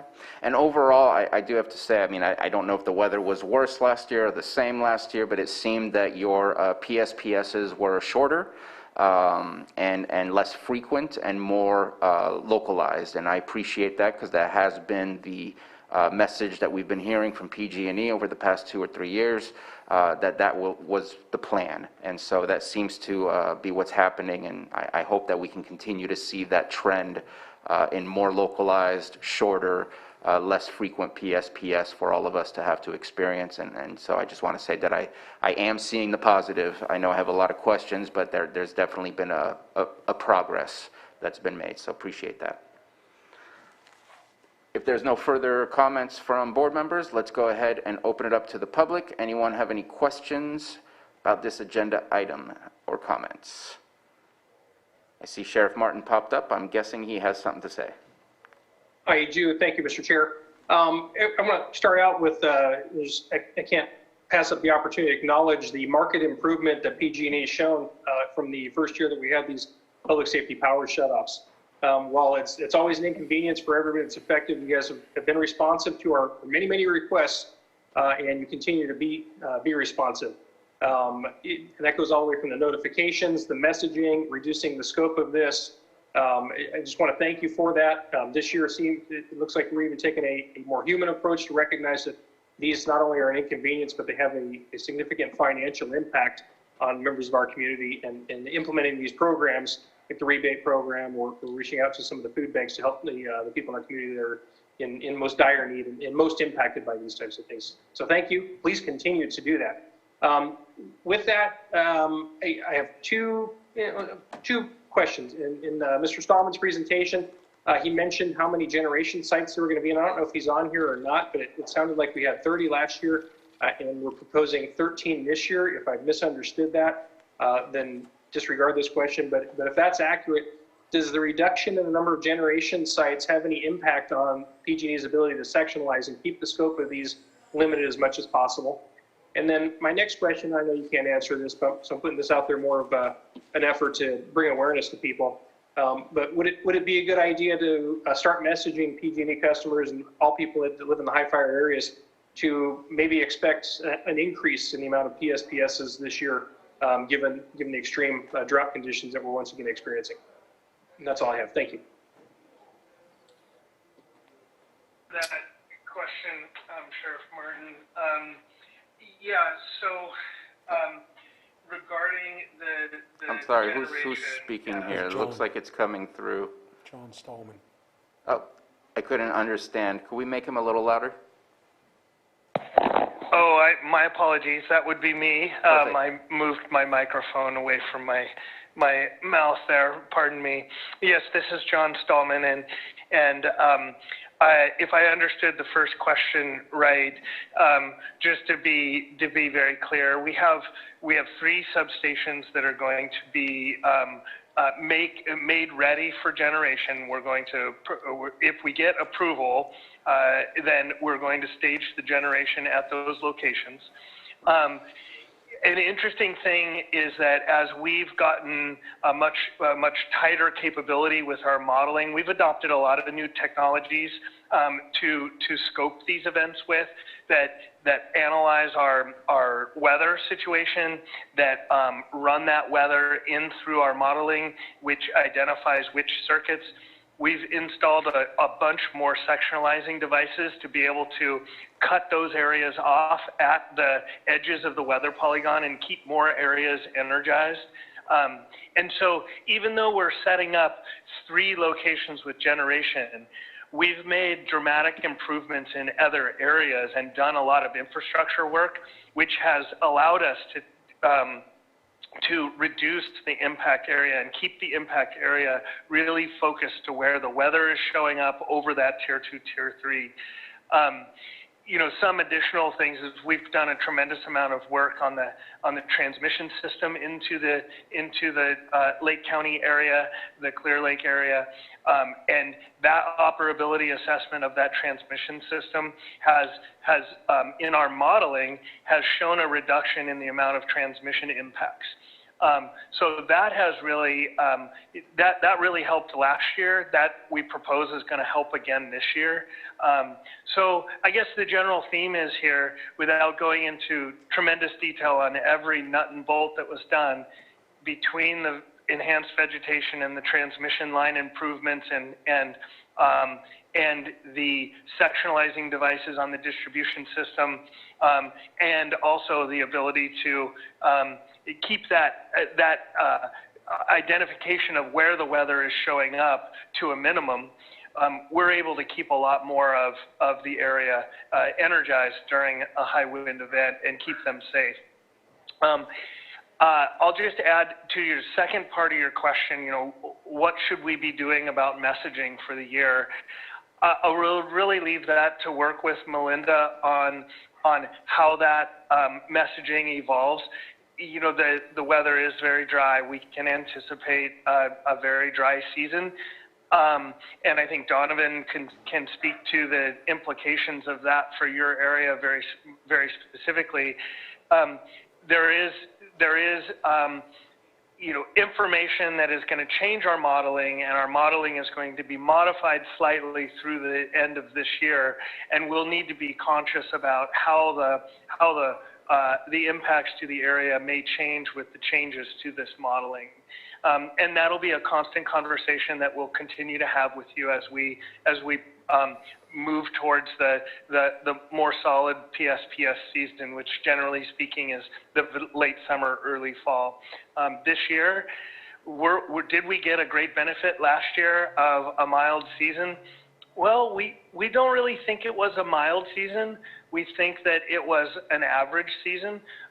Would we be moving into a more aggressive season this year that causes us more impacts? We can't ever predict the winds that are going to come, but certainly the dry fuels don't make that any easier and will move us in that portion of the metric of what determines our impacts. That definitely incrementally makes things more challenging. I don't know if Donovan or Melinda, you want to comment on that.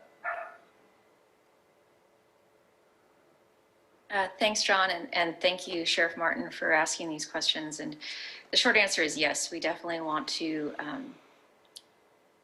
work with our county and work with our partners, our county partners and our nonprofit partners in the county as well, to make sure that we are messaging early and often as we head into the next public safety power shutoff season. And as John mentioned, it is difficult to forecast what the weather might bring us this year.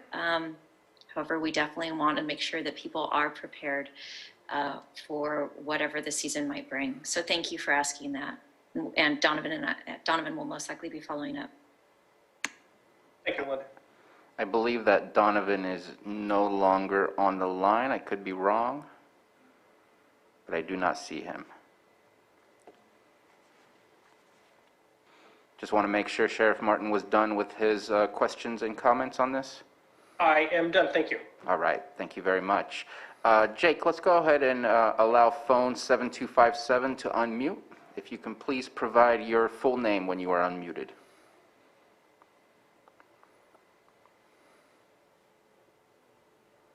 I've said, all right, looks like Hello, can you hear me? We can hear you.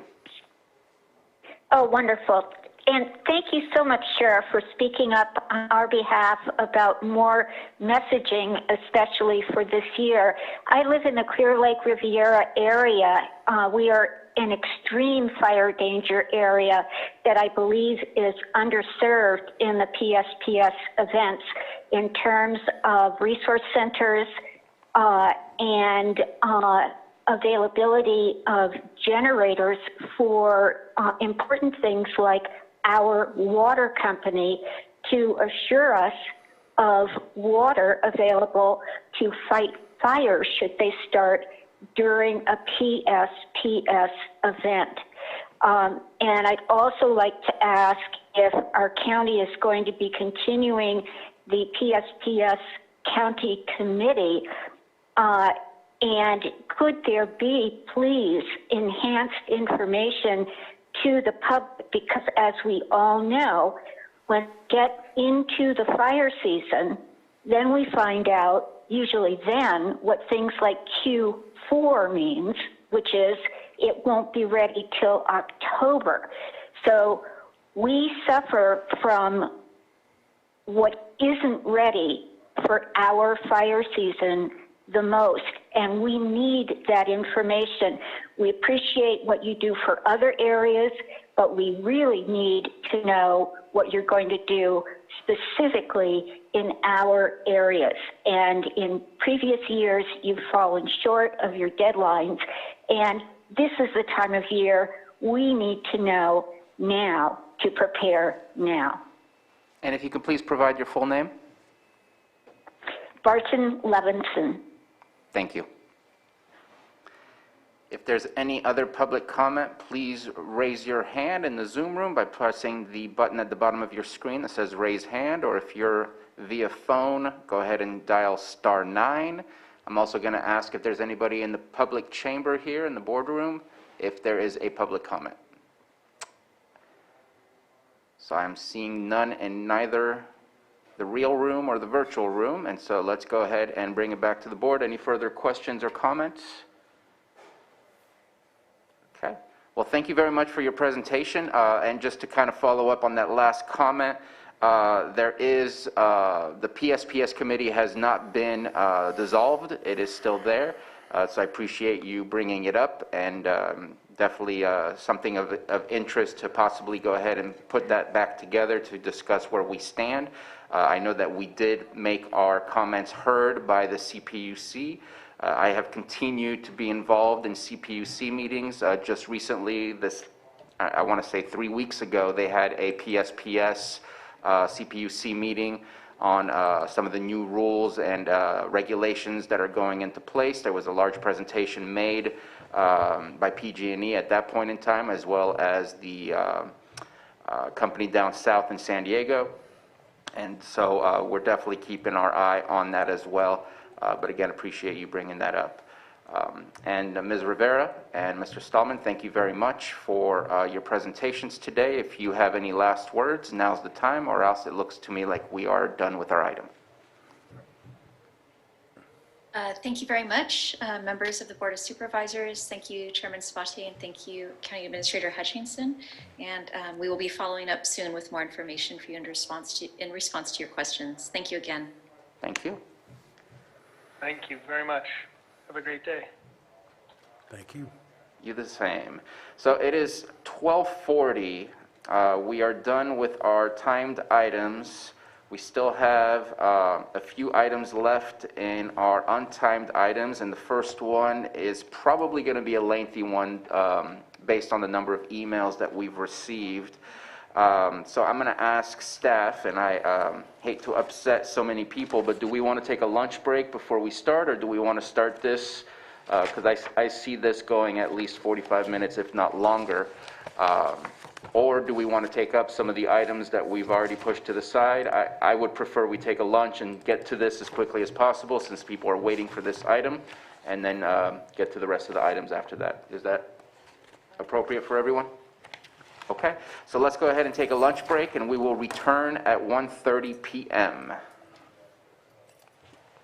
Thank you, everyone.